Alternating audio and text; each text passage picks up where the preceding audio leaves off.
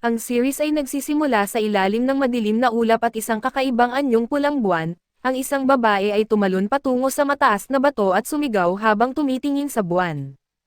Sa kabilang dako, ang Seven Shadow ay gumawa ng regular nila na pagpupulong at sila'y nakipagkita sa kanilang Lord Shadow. Mukhang lahat ng bagay ay naging ayon sa kanilang plano dahil sa naging tahimik ang Diabolos Cult sa pangunahing lungsod at lahat ng kanilang plano ay naisakatuparan na.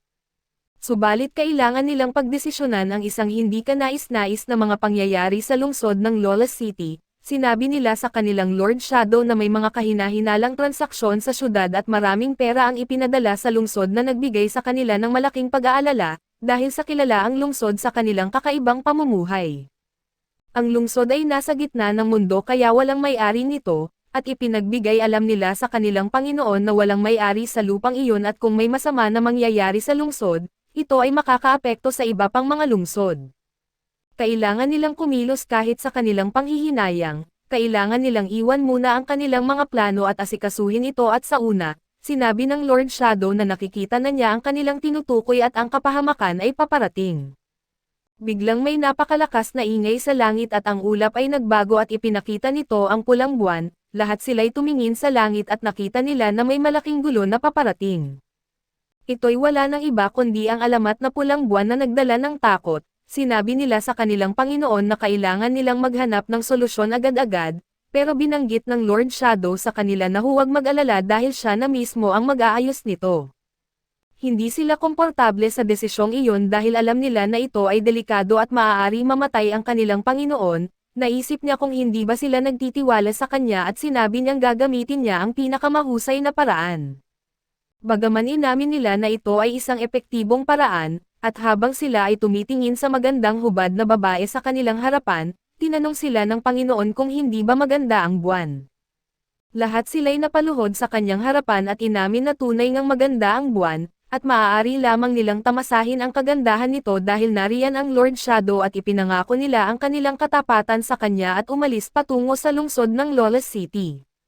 Dalawang estranghero ang tumingin sa lungsod mula sa malayo, nagtataka sila kung bakit hindi lumalapit ang ibang tao sa gate at binanggit nilang duwag ang mga ito at malamang, hindi nila kaya na harapin ang mga vampira. Ang lungsod ng Lawless City ay tahanan ng mga vampira ng Fujita at natatakot ang lahat sa lungsod dahil doon naninirahan ang reyna ng mga vampira. Naniniwala ang mga lalaki na makakapasok sila sa lungsod pero bago pa sila makarating sa gate, lumapit na sa kanila ang isang vampira at tinanong sila kung sino sila at bakit nila gusto na pumasok sa lungsod. Sinubukan nila na ipagmalaki ang kanilang lakas, ngunit tinanggal ng vampira ang kanyang damit at ipinakita ang kanyang putol na braso, inilabas niya ang kanyang espada at inatake sila. Sa ilang saglit lamang, ang kanilang dugo ay tumalsik sa buong langit at muling nagpakita ang pulang buwan at sa kabilang banda, dalawang magkapatid na sina Minaro at Claire ay bumisita sa lungsod ng Lawless City. Hindi alam ni Minaro kung bakit sila nandoon sa lungsod subalit hinihila siya ni Claire at gayunpaman, nasasabik siyang makita ang bagong lungsod at gusto niya ang hitsura nito, binanggit sa kanya ni Claire na hindi dapat siya magpakita o magpapansin dahil ayaw niyang malaman ng sino man na nandoon siya. Dahil hindi talaga niya alam ang dahilan ng kanilang pagbisita, tinanong niya si Claire kung saan sila pupunta at ang plano ni Claire ay iba, at nagnanais siyang bisitahin ang Dark Knight Association bago ang lahat. Hindi alam ni Minaro kung ano ang gagawin nito sa Dark Knight Association dahil wala ito sa kanilang lungsod, ipinaliwanag pa sa kanya ni Claire na may sarili silang samahan sa kanilang lungsod, ngunit ang Dark Knight Association ay isang lihim na samahan na itinatag sa lungsod ng Lawless City. Ayaw niyang intindihin ito, alam niya na hindi maaaring magkamali ang kanyang kapatid at naalala niya na isang beses ay ipinahayag siyang patay at iyon ang tila ba nangyari, inilibing siya pero maraming bagay ang nangyari na hindi niya maintindihan, pero ang alam niya lang ay buhay siya ngayon. Mga ilang araw na ang lumipas, nanalo si Claire sa isang busyang tournament at idineklara siyang panalo at nais niyang ipagdiwang ito para sa kanyang kapatid. Inupahan niya ang bar sa Miss Hashu Chambers of Commerce upang ipagdiwang ang tagumpay ng kanyang kapatid. Hindi pa natatapos ang pagdiriwang nang sabihin ni Claire na pupunta siya sa lungsod ng Lawless City upang patayin ang mga vampira. Pinilit niya si Minaro na sumama at natagpuan niya ang sarili sa loob ng tren. Binanggit ni Claire na ang dahilan kung bakit siya isinama ay para sa kanyang kinabukasan at kung matututo siya mula sa kanyang kapatid at mag-ensayo ng mabuti, maaari siyang bigyan ng midterm night, matapos ang kanyang pagtatapos. Ito'y isang magandang bagay para sa kanya dahil hindi niya alam kung ano ang gagawin pagkatapos niya magtapos. Mukhang nabasa ni Claire ang kanyang isipan nang tanungin siya tungkol sa kanyang mga pangarap sa hinaharap, sinubukan niyang itanggi na wala siyang mga plano. Binanggit niyang nais niyang itago ito bilang sikreto pero pinilit siya ni Claire na wala talaga siyang mga pangarap. Dumaan sila sa isang pet shop at sinubukan na bulahin ng tindero si Claire upang bumili mula sa kanya, tinawag siyang magandang dalaga at inalok sa kanya lahat ng kanyang alagang mga tao, ngunit tumanggi si Claire. Hila-hila niya si Minaro at pinakiusapan siya ni Minaro na huwag siyang hawakan, binanggit ni Claire na mawawala siya kung iiwanan niya siya, at tama nga, nawala si Minaro nang umalis siya sandali para huminga. Napadpad siya sa gilid ng kalsada at nagtataka kung paano siya makakabalik ng biglang, isa sa mga bandit ang kumuha ng kanyang wallet at ginamit ni Minaro ang kanyang mahika upang kunin muli ang kanyang wallet, at ninakaw din niya ang iba pang bagay na kinuha ng lalaki mula sa iba. Patuloy siyang kumukuha ng mga ninakaw ng lalaki at naglalakad na may mga wallet, at biglang nakita niya ang ilang lalaki na binubugbog ang isang vampira na alalay at kilala niya ang mga vampira na alalay bilang malalakas, at nagtataka siya kung bakit sila minaltrato ng ganon. Sa lungsod ng Lolas City, pinatay ng mga lalaki ang vampira at iyon ang kanilang inakala, ngunit bumangon ang vampira at naging mabangis at inatake niya silang lahat, at ang tsismis na narinig ni Minaro tungkol sa mga vampira ay ang kanilang kakayahang manghawa sa sino mang kanilang magiging biktima. Mukhang iyon nga ang nangyayari dahil ang bawat isa na kinagat ng vampira ay nagiging vampira rin at muling pumula ang buwan, nagtataka siya kung ano ang dapat gawin nang biglang may babae na lumapit at pinatay ang mga vampira. Ipinakilala niya ang sarili bilang si Mary, isang sinaunang mangangaso ng vampira at inirerekomenda sa kanya na tumakas agad dahil isang sakuna na ang nagsisimula, agad itong lumipad patungo sa pulang buwan at naisip niya kung gaano kasaya ang lungsod at kung gaano niya ito magugustuhan. Samantalang si Claire ang kapatid ni Sid, ay pumunta sa kwarto ng hotel upang hanapin siya at dahil hindi niya ito natagpuan, nagalit siya dahil sinabi niya kay Sid na maging mabait at manatili sa loob ng kanyang kwarto. Sa parehong oras, may isang lalaki na biglang tumakbo mula sa kalapit na kwarto, hinahabol siya ng isang ghoul na kanyang naging kasamahan at hindi ito nag-transform sa isang hayop na walang isip. Dahil hinahabol ng ghoul ang lalaki at gustong kainin ang lato-lato nito, agad na pinatay ito ni Claire sa pamamagitan ng sipa sa mukha bago pa masaktan ng ghoul ang lalaki. Bagaman naligtas ni Claire ang lalaki, natakot ito sa kanya at humingi ng paumanhin kay Claire dahil sa takot at di alam ng lalaki ang nangyayari, ngunit nagpasalamat pa rin siya sa babae sa pagligtas sa kanya. Gayunpaman, hindi pinansin ni Claire ang pasasalamat at tinanong ang lalaki kung nakita niya ang isang batang may itim na buhok at itim na mata, ipinapakita na ang kanyang focus ay ang paghahanap kay Sid. Siyempre, hindi alam ng lalaki kung ano ang pinagsasabi ni Claire at iniisip nito na baka siya ay baliw, kinuha niya ang pinakamalapit na bagay na maaari niyang gamitin upang protektahan ang sarili, kaso ang nakuha niya ay ang patay na katawan ng ghoul. Ngunit nang umalis si Claire sa lugar na iyon, napansin at nagulat ang lalaki dahil sa hawak niya ng mahigpit ang patay na ghoul sa buong panahon at sa ibang bahagi ng lungsod. Nakita natin ang dalawang estudyante mula sa Sid Academy na nasa Red Light District at naghahanap ng gulo at syempre, mga babae. Isa sa kanila ay iniisip na ito ang kanilang pagkakataon na magkaroon ng kasama sa gabi, ngunit sa tingin ko, magiging tulad sila ng mga manok dahil may mangyayari na magpapakilos sa kanila na parang mga manok. Kahit alam ng dalawang ito na maaari silang masipa sa akademya, hindi sila umuurong dahil ito ay isang pagkakataon na hindi nila palampasin, ngunit natapos ang kanilang excitement nang masipa sila ng isang grupo ng ghouls na mula sa likod. Napagtanto nila na malapit na silang mamatay kaya nag-transform sila sa pagiging mga manok na tulad ng aking sinabi, at tumakbo ng mabilis at sumisigaw parang mga manok. Sa kanilang pagsisigaw, gumising ang isang babae na nagngangalang Marie mula sa kanyang pagtulog at nagsimulang magtanong kung ano ang nangyayari, binanggit niya na pinipilit siyang gawin ang mga bagay na hindi niya gusto kasama ang ibang lalaki. Tumingin siya sa labas ng bintana at iniisip kung ano pa ang mas masama ang maaaring mangyari sa kanyang buhay. Nakita niya na ang mga kalsada ay parang eksena mula sa pelikulang The Walking Dead. Habang tumataas ang takot niya, pumasok ang isang ghoul sa kanyang kwarto at nagsimulang umatake sa kanya subalit sa sitwasyong ito ng buhay o kamatayan, ang tunay na utak sa likod ng lahat ng nangyayari ay ang Eminence of the Shadow mismo na si Sid, at doon ay biglang lumipad si Sid papunta roon at niligtas si Marie mula sa ghoul.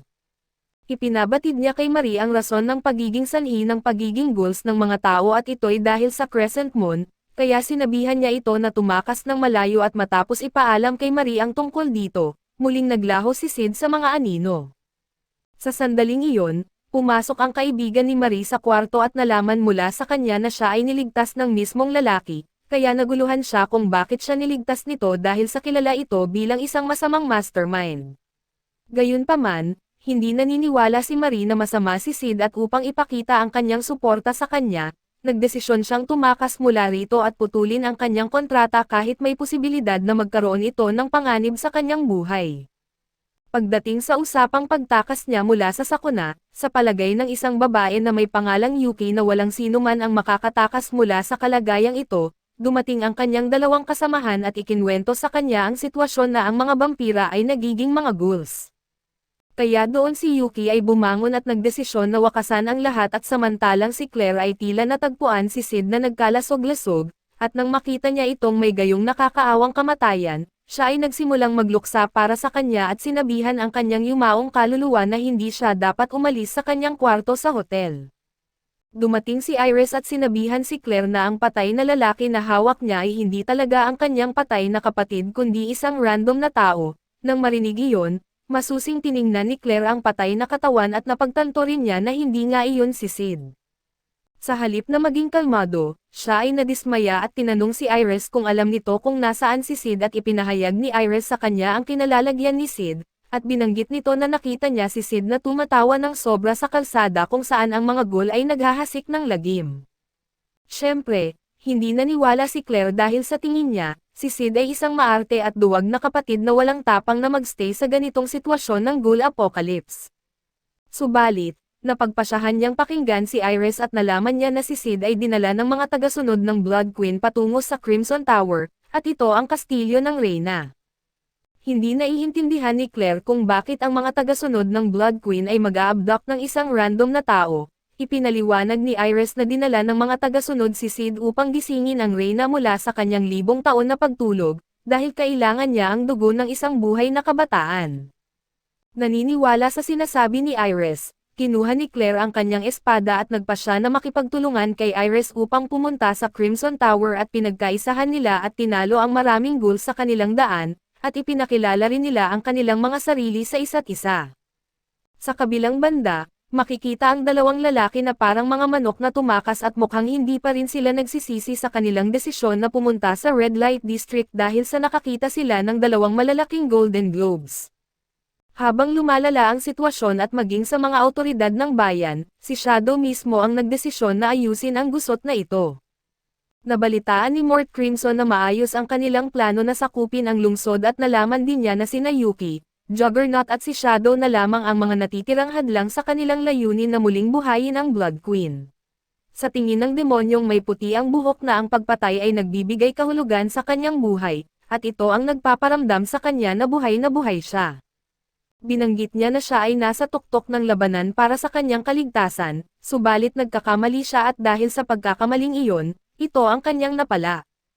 Sa tingin niya, gusto niya lang sanang pumatay ng tao doon at pagkatapos ay napansin niya sina Juggernaut at Yukame na pumapatay din ng mga ghoul, iniisip niya na sila ay mga mahahalagang tao at nagtataka siya kung bakit ginagawa din nila iyon. Nagtataka siya kung bakit sila napunta sa kanyang teritoryo at pagkatapos ay napansin niyang dumating din si Shadow na nakialam din sa kanilang labanan, kilala nina Juggernaut at Yukame si Shadow bilang ang lalaking nagdulot ng kaguluhan sa kabisera ng Midgar, at ang tao na nagtagumpay laban sa mga pari. Sinabi ni Juggernaut na wala siyang pakialam sa lalaking ito at agad na binasag niya ang pinto ng Crimson Tower, binanggit ni Shadow na pula ang buwan at ang kaguluhan ay nagsisimula na. Nagtataka si Yukame kung tinutukoy ba ni Shadow ang kasalukuyang problema tungkol sa mga ghoul, at iniisip din ni Juggernaut na baka tinutukoy nito ang alamat ng pulang buwan, kung saan sinasabing may 3 kaharian ang bumagsak noong huling magkaroon ng pulang buwan. Sa tingin ni Juggernaut, Baka ito ang dahilan upang mabigyan siya ng matinding laban ng mga vampira at agad na iniwan niya si Yukame. Ibinahagi ni Yukame na narinig niya na tinulungan ni Shadow ang ilan sa kanyang mga bugaw at umaasa siya na magpatuloy sila sa mabuting pagsasamahan. Pagkatapos ay nagtataka ang puting demonyo kung paano winasak ni Juggernaut ang gate na iyon ng madali, dahil sa ito ay isang artifact at iniisip niya na pareho sina Juggernaut at Yukame ay mga halimaw. Naisip niya na gusto niya lang sanang pumatay ng ilang tao at binalingan niya ang kanyang pansin kay Shadow, napagtanto niya na hindi niya nadarama ang anumang kapangyarihan mula kay Shadow at sa palagay niya ay mas mahina si Shadow kaysa sa kanya. Subalit nang sinubukan niyang umatake kay Shadow, mabilis lamang siyang winasak nito nang walang kahirap-hirap at nagtaka ang puting demonyo kung sino ba talaga itong lalaki, pero doon ay binabanggit na lamang ni Shadow na pula ang buwan at ang kabuluhan ay nagsimula na. Habang si Beta ay nasa aklatan ng Crimson Tower at matapos niyang basahin ang ilang mga aklat, na-realize niya na kung ito ang pangkalahatang teknolohiya ng panahong iyon, maaari nilang sabihin na ang antas ng teknolohiya ng simbahan ay kakaiba.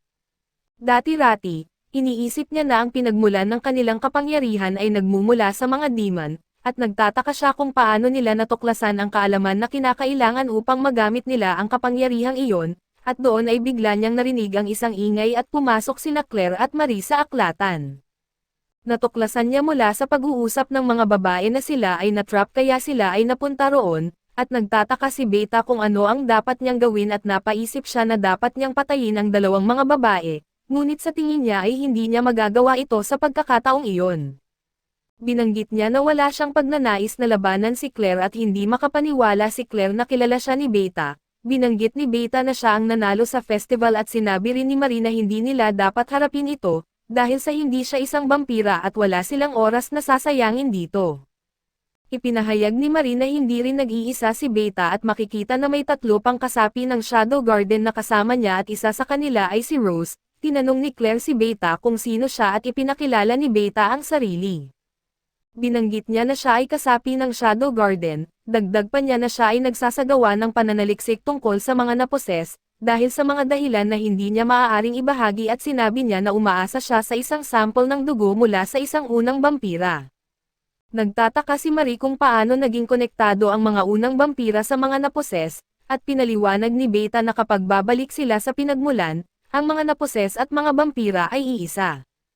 Binanggit niya na ayon sa kanilang teorya, ang angkan ng dugong ito ay naghiwalay mula sa isa't isa sa proseso ng pag-aangkan at upang masubukan ang haka-hakang ito, kailangan nilang pag-aralan ang dugo ng Reyna. Binanggit ni Marie na ito ay isang insulto laban sa mga progenitor at nagtataka si Beta kung bakit nagagalit si Marie. Nakita natin na alam niya na si Marie ay isang sinaunang mangangaso ng vampira na balitang umiiral na sa loob ng higit sa 1,000 taon. Ipinaliwanag ni Beta na aalis na sila at nais niyang umalis din sila sa kanilang daan. Tinanong naman ni Claire si Beta kung may paraan bang gamutin ang mga naposes at sinabi ni Beta na wala, dapat ikabahala dito si Claire.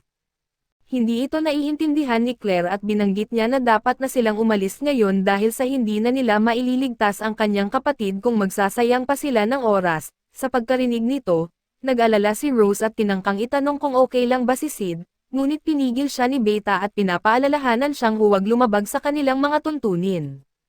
Tinanong ni Beta si Marie kung wala ba siyang planong umatake at pagkatapos ay umalis na sina Claire at Marie, sinabi ni Beta na siya ay nadismaya kay Rose at agad na humingi ng paumanhin si Rose sa kanya. Binanggit pa ni Beta na ang kanilang misyon ay kunin lamang ang sample at ipinaliwanag niyang si Lord Shadow na ang bahala sa Blood Queen.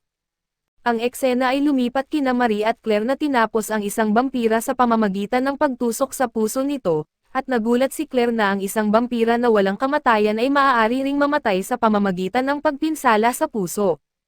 Binanggit ni Marie na hindi rin sila ligtas sa sikat ng araw at dapat silang magmadali at habang sila ay nagpapatuloy, nagtataka si Claire kung may itinatago ba si Marie sa kanya at ano ang haven na binanggit ni Beta sa aklatan.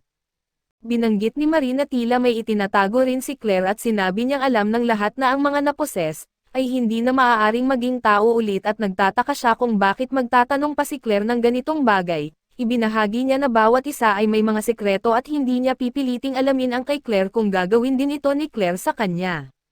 Bigla nilang naramdaman ang ilang pagyanig at nakita nila si Juggernaut na pumapatay ng mga vampira. Nakikita niya na mahina rin sila at tinanong niya ang iba pang mga vampira kung saan niya makikita ang Blood Queen, at pagkatapos ay pinatay niya rin ang mga ito at napansin ito ni Marie at Claire.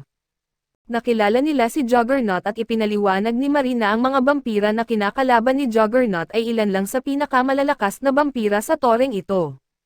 Sinabi niya na ang kanilang kapangyarihan ay kasama sa top 5 na malalakas sa loob ng tore at kailangan nilang iwasan ang pakikipaglaban kay Juggernaut, kaso lang napansin sila ni Juggernaut at sinuntok niya si Claire sa mukha. Sinuntok din niya si Marie at inaasahan niya na mas matibay sila kaysa sa ibang mga lalaki. Agad na sinaksak ni Claire si Juggernaut sa binti at na-realize ni Juggernaut na malakas talaga siya.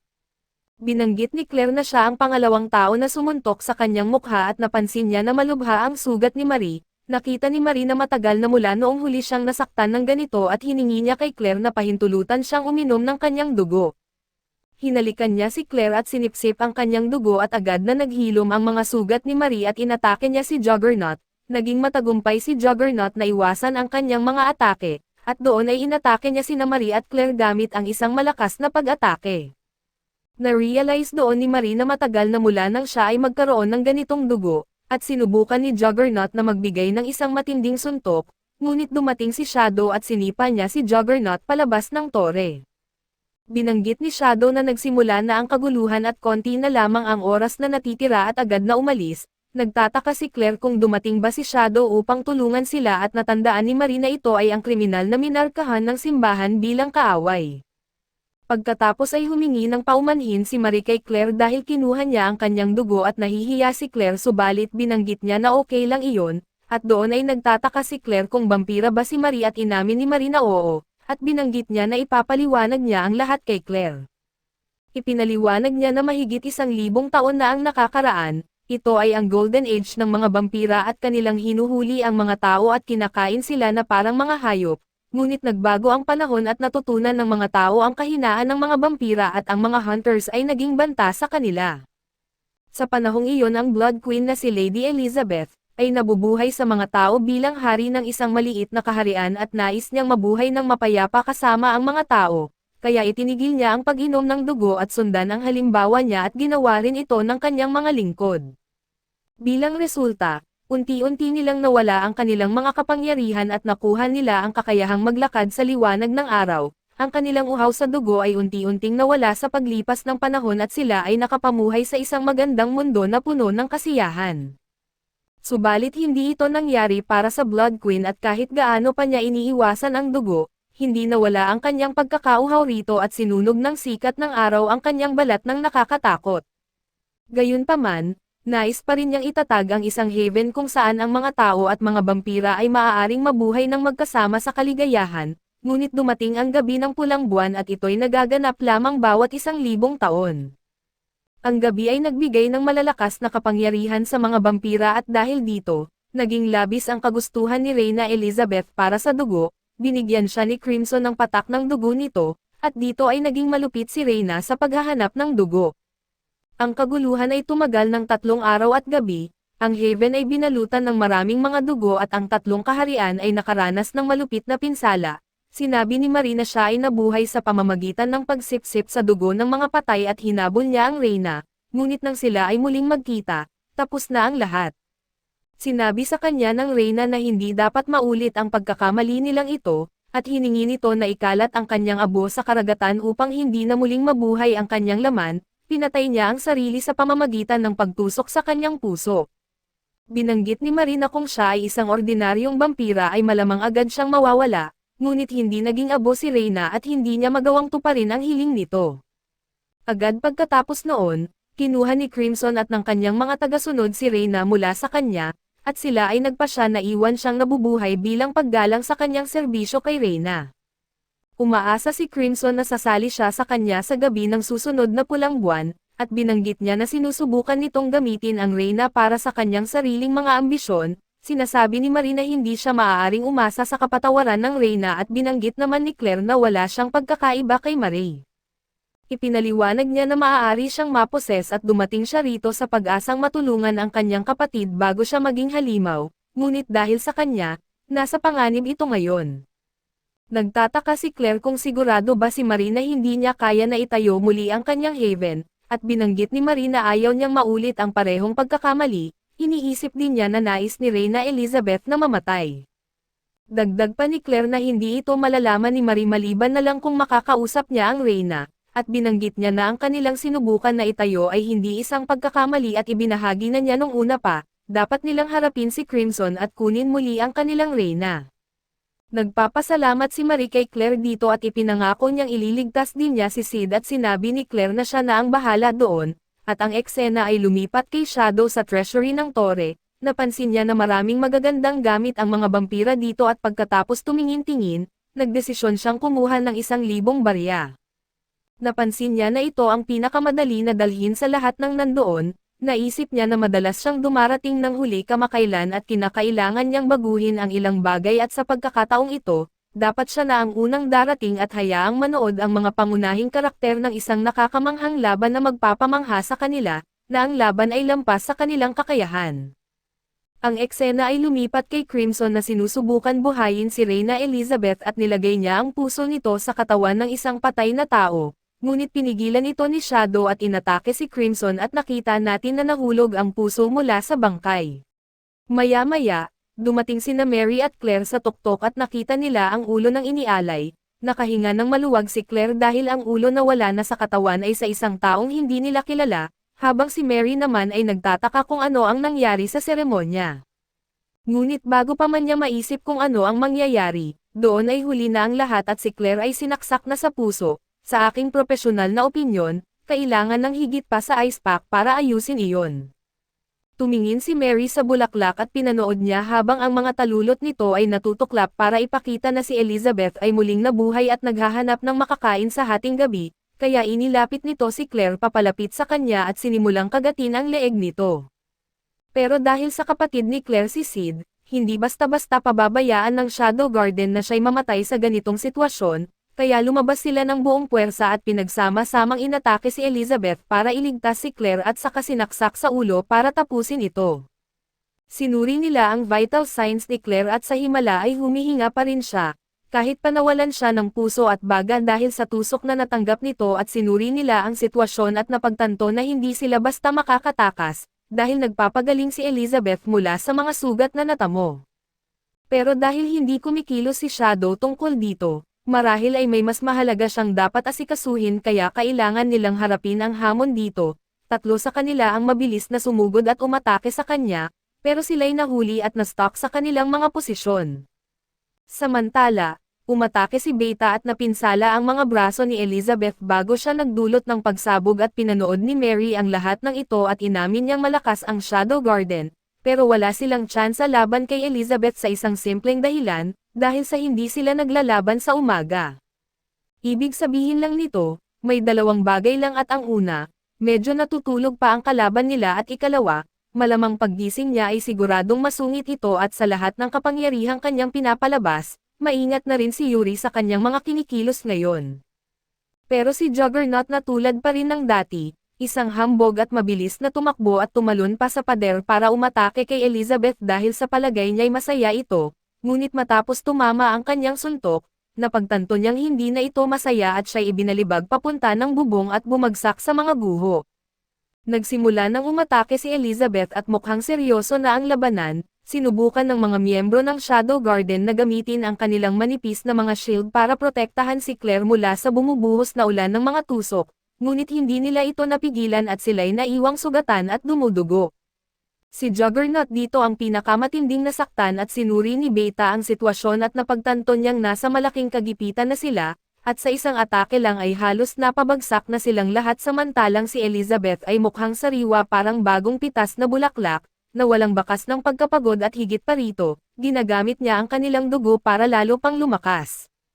Inutos ni Beta kay Rose na dalhin si Claire at umalis na sila roon dahil hindi sila handa para sa labanang ito, ngunit habang naglalabas siya ng espada para bigyan si Rose ng oras na makatakas, siya ay sinapian dahil sa titig ni Elizabeth. Lahat ng miyembro ng Shadow Garden na minsang pinagaling ni Shadow, ay unti-unting bumabalik sa dati at walang ligtas dito kahit na si Claire, habang siya ay nagbabago sa isang masakit na paraan. Sa gitna ng kanyang paghihirap at sakit, bigla siyang nagising sa isang kama sa isang silid na malinaw na nagpapahiwatig na siya ay nananaginip at si Aurora, na nakaupo sa tabi niya na parang doktor, ay nagsabi kay Claire na nag-aalala siya sa pagkakasapi sa kanya pero matagal na siyang pinagaling ng lalaking iyon. Hindi pa rin naiintindihan ni Claire na si Sid ang tinutukoy ni Aurora, kaya't hiniling niyang ipaliwanag ito ni Aurora at nagpatuloy si Aurora na magpaliwanag sa isang mahabang pagbubunyag, ngunit ang diwa nito ay ang dugo ng sinapian at ng progenitor na mga vampira ay dalawang mukha ng iisang barya, at ang dalawang uri ng dugong iyon ay kasalukuyang nag-aangkop sa loob ng kanyang katawan subalit hindi niya ito makontrol. Buti na lang at narito ang Witch of Calamity na sumapi sa kanya upang tumulong, ngunit ginagawa niya ito dahil kaugnay ni Claire si Sid at dinala ni Aurora ang kontrol sa katawan ni Claire at ito'y ikinagulat ng lahat, at pinagaling pa ang nawawalang puso at butas sa dibdib. Tinanong ni Beta kung ano ang nangyari kay Claire, subalit tinitiyak ni Aurora na nabubuhay at maayos si Claire gamit ang katawan na hiniram lang niya sandali at ginamit niya ang mahika para gawin itong hawig sa kanyang orihinal na katawan, kabilang na ang kanyang orihinal na assets na nagpapaselos ng kaunti kay Beta. Pagkatapos ay hinarap niya si Elizabeth at handa na siyang makipaglaban, sinubukan muli ni Elizabeth ang atake ng dugo na spike, ngunit literal na imbento iyon ni Aurora kaya't mas magaling siya roon at kinontrol ang dugo. Pagkatapos ay binato niya pabalik ang dugo kay Elizabeth, na nagdulot ng serye ng mga pagsabog sa langit at sa wakas, para matapos na ito ay handa na siyang gumamit ng galaw ni Sid at maging nuclear, ngunit hindi kayang tanggapin ng katawan ni Claire ang hirap at ang kanyang kamay ay nasira. Talagang nais niya lang sana na subukan ito kahit isang beses, pero ayos lang din sa kanya ito at di naman talaga niya layunin na talunin si Elizabeth, ang gusto lang niya ay kumuha lang ng oras para makarating si Shadow sa pinangyarihan. Sakto nga ang naging timing, dumating si Shadow suot ang kanyang literal na kumikinang na cape at ang lalaki ay talagang dala ang coin gold, nakilala siya ni Elizabeth bilang isang banta at marahil dahil sa pagnanakaw niya ng kanyang buong yaman, at agad siyang umatake gamit ang kanyang mga blood spikes ngunit madali lang itong naharangan ni Shadow gamit ang kanyang slime at nasa pantay na palitan sila ng mga atake. Ang palitan na ito ay nag-iwan ng ganap na pagkamangha sa lahat ng naruroon dahil sa kapangyarihang ipinapakita niya, ngunit naguguluhan si Beta kung bakit pa ito sumasabay sa palitan ng atake laban kay Elizabeth kung madali lang niyang siya'y pwedeng talunin, dahil nasa loob siya ng kanyang saklaw. Kaso napansin niya na sabay din pala na pinoprotektahan sila ni Shadow mula sa ulan ng dugo, napalundag ang puso niya sa paniniwalang pinoprotektahan sila ni Shadow dahil wala silang magawa laban dito, dala na rin sa kanilang dihadong posisyon. Ang kanyang sumunod na pahayag ay nagpatunay sa kanyang conclusion nang sabihin niyang hindi mahalaga ang bigat na kanyang dinadala, basta't wala lang ni isang mawala sa kanila at doon ay naantig siya sa malasakit ni Shadow sa kanila. Ngunit malamang ay marahil na pagtanto ninyo na hindi sila ang tinutukoy ni Shadow. Totoo na pinoprotektahan niya sila, kaso ang talagang pinahalagahan niya ay ang gintong barya sa kanyang suot na unti-unting nagiging alikabok dahil sa mga atake na dumadapos sa kanya mula kay Elizabeth. Hinikayat siya ni Beta na manalo sa laban-laban sa Blood Queen, ngunit ang tanging naririnig lang niya ay ang pagkalansing ng kanyang pera habang nasira at nang mawasak ang isa sa mga barya sa harap niya. Sapat na iyon at siya'y biglang lumitaw sa ere at dumiretso sa harap sa mukha ni Elizabeth. Kapwa nila hinugot ang kanilang mga armas at nagsimulang maglaban, na gumawa ng mga kahangahangang linya ng mga ilaw na talagang kahanga-hanga, ngunit sinabi ni Shadow sa kanya na sapat na ang tagal ng labanan at sa wakas, sa isang estado ng katahimikan, hiningi ni Elizabeth ang pangalan ni Shadow. Sa tugon niya, ang kanyang mahika ay ipinuno ang paligid at sinabi niya ang tanyag na mga salitang, "Ako si Recovery Atomic" at iyan ay bago para kay Elizabeth at habang inilalabas niya ito, mas kaunti ang pinsala kumpara sa mga naunang pagkakataon, na nagpagaling din sa lahat ng tao sa lungsod mula sa kanilang pagiging zombified. Pagkatapos ng lahat, buhay pa rin si Claire at napatay na si Elizabeth, kaya bumalik na sa base ang Shadow Garden at sa kabilang dako, si Juggernaut ay gumaling na rin at muling nagagamit ang kanyang paa. Iniisip niya sa kanyang sarili na baka masaya na makaharap niya ang Shadow Garden balang araw, nagtatapos na ang pangyayaring ito at ang dalawang lalaking ito ay dumating at umalis na bigo, ngunit nakuha na ni Sid ang lahat ng gusto niya dahil siya ngayon ay mayaman na sa salapi. Si Claire ay umalis mula sa lungsod sakay ng tren at halatang abala siya sa mga nangyari sa lungsod na iyon, at sa pagkaunawa na ang kanyang dugo ay may espesyal na kapangyarihan at baka may malaking tadhana siyang dapat tuparin. Siya ay nag-aalala kaya ginampanan ni Sid ang papel bilang isang supportive brother at sinabi sa kanya na magiging maayos ang lahat, dahil alam niya na kaya niyang gawin ang anumang nasa isip niya. Nakatulog si Claire at naisip ni Sid na mayroon lang siyang natirang 500 ginto sa treasury kaya hindi niya ito magagamit para suportahan ang kanyang sarili sa buong buhay niya, ngunit may 2 pang tore na nakatayo sa Lola City kaya kung sakaling maubos ang pera niya, maaari siyang bumalik at magnakaw mula sa isa sa mga iyon. Pabalik sa Midgar, ang isang tren na nagtatransport ng mga kalakal ng kumpanya ng Gamma ay hinarang ng isang grupo ng mga bandido sa daan, at ang mga babae sa loob ay mukhang takot na takot sa kanilang buhay habang ipinaliwanag ng mga bandido na mabilis na lumago ang kanilang negosyo sa mga nagdaang buwan. Habang inaatake niya sila, sinabi rin niya na ang kanilang tagumpay ay nagpapagalit sa tao na nangangasiwa ng lahat ng kalakalan sa Midgar at ito ay si Garter, pero gayunpaman, binanggit ng isa sa mga babae na dapat ay isang respetadong tao si Garter na mabait at tapat na tagasunod ng simbahan, ngunit sinabi ng bandido na kadalasan sa mga tao na mukhang inosente ay ang may pinakamasamang personalidad. Maaaring tingnan mo sila bilang isang mabuting tao pero sa sumunod na kabanata, akala mo magpo-promote na sila ng mga NFT, kaya dapat itong magsilbing aral sa hindi dapat basta-basta humusga ng tao. Pero habang isa sa mga babae ang nagbago ng tono mula sa takot papunta sa inis, napagtanto ng mga tulisan na may ibang aral pala silang matututunan dito at sa kanilang likuran, lumitaw si Alpha at ang iba pang miyembro ng Shadow Garden. Sa pagkilala sa kanila, dahan-dahan na napagtanto ng mga tulisan ang kanilang magiging tunay na kalagayan, at alam na ng Shadow Garden ang masasamang balak ni Garter sa kanila kaya hinintay lang nila itong gumawa ng hakbang. Dahil sa pinili ng mga bandido na kumampi sa marahas na gawain ni Garter laban sa kanila, wala silang awa para sa mga ito at pagkatapos ng malagim na pagpatay ay pinag-usapan nila kung paano nila nabawasan ng malaki ang bilang ng mga ranggo sa ilalim ng mundo ng krimen. Dahil dito, kailangang kumilos ang mga lider laban sa banta na ito, at sa huli ay marahil humantong sila sa pagiging cult at kinalaunan ng hapon, kumakain si Sid kasama ang kanyang mga kaibigan sa isang dinner habang ipinapakita nila ang kanilang bagong suot. Ito na ang bagong supreme attire sa kalsada at sigurado silang dadagsa ang mga babae sa kanila kung sakaling lalabas sila sa daan. Tahimik lang si Sid habang nakikinig at iniisip sa kung paano ang buong kumpanya ng damit ay gawa ni Ida, matapos niyang gamitin ang kaalaman ni Sid tungkol sa Earth para gayahin ito dito. Ngayon ay na-realize ni Sid na ang lahat ng babae ay ginamit ang kanyang kaalaman para kumita ng malaki, at dahil itinuturing niyang laro lang ang Shadow Garden, balak niyang bawiin ang mga kita na dapat ay sa kanya.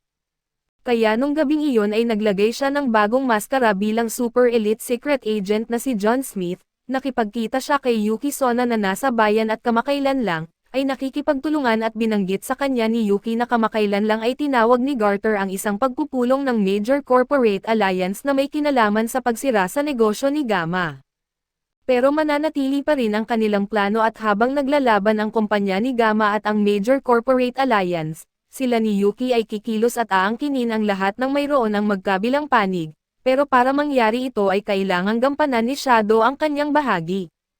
Binalaan siya nito na mag-ingat bago siya umalis, dahil ang isa sa mga gwardya malapit kay Garter na isang lalaking tinatawag na Sword Devil, na mabilis na tumaas ang ranggo bilang kriminal sa underworld dahil sa kanyang hindi matatalo na kasanayan sa espada, at ito ang espada na alam niya dahil ito ang nag-iwan ng peklat sa kanyang dibdib. Sinabi niya na iiwan niya si Garter at ang Sword Devil para sa kanya upang harapin at kinabukasan. Isinama si Sid ng kanyang mga kaibigan sa isang bentahan sa Town Square na kagaya ng eksena tuwing Black Friday, na gumagawa ng pamimili ang mga tao para sa mga deals. Napansin ni Sid kung bakit ganun na lang ang target sa kumpanya ni Gamma, gumawa sila ng ilang produkto na exclusive lamang sa kanila at hindi nila inisip ang mga lokal na reseller at dahil dito, hindi magtatagal ang kumpanya ng Gamma at lahat ng ito ay kanyang napag-alaman habang ang mga kaibigan niya ay abala pa rin sa pagtanggap ng Black Friday treatment. Ang plano niya ay hayaan ang malalaking korporasyon na sirain ang Gamma at pagkatapos ay sisirain din niya ang mga malalaking korporasyong iyon, gamit ang magiging kapital niya mula dito at magtatayo siya ng bagong organisasyon, papasukin niya ang mga babae sa upper management at papalitan niya ang pangalan ng kumpanya.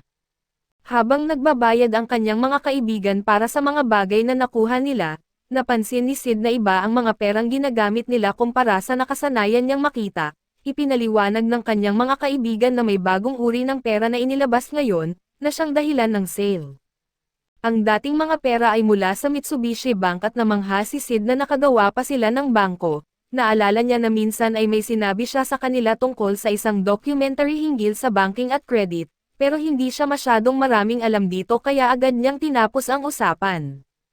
Kinuha ng mga babae ang kaunting impormasyong nakuha nila mula sa kanya at nagawa ang isang bangko mula dito at nag-issue pa ng sariling paper currency, ngunit napagtanto ni Sid na mayroong isang bagay siyang napansin na ang mga perang papel ng Mitsubishi ay gumagamit ng multicolor print, detalyadong disenyo at may watermarks, samantalang ang bago ay gumagamit lang ng isang kulay at mas simple, at alam mo na ang ibig sabihin niyan na malamang panahon na para sa bank fraud.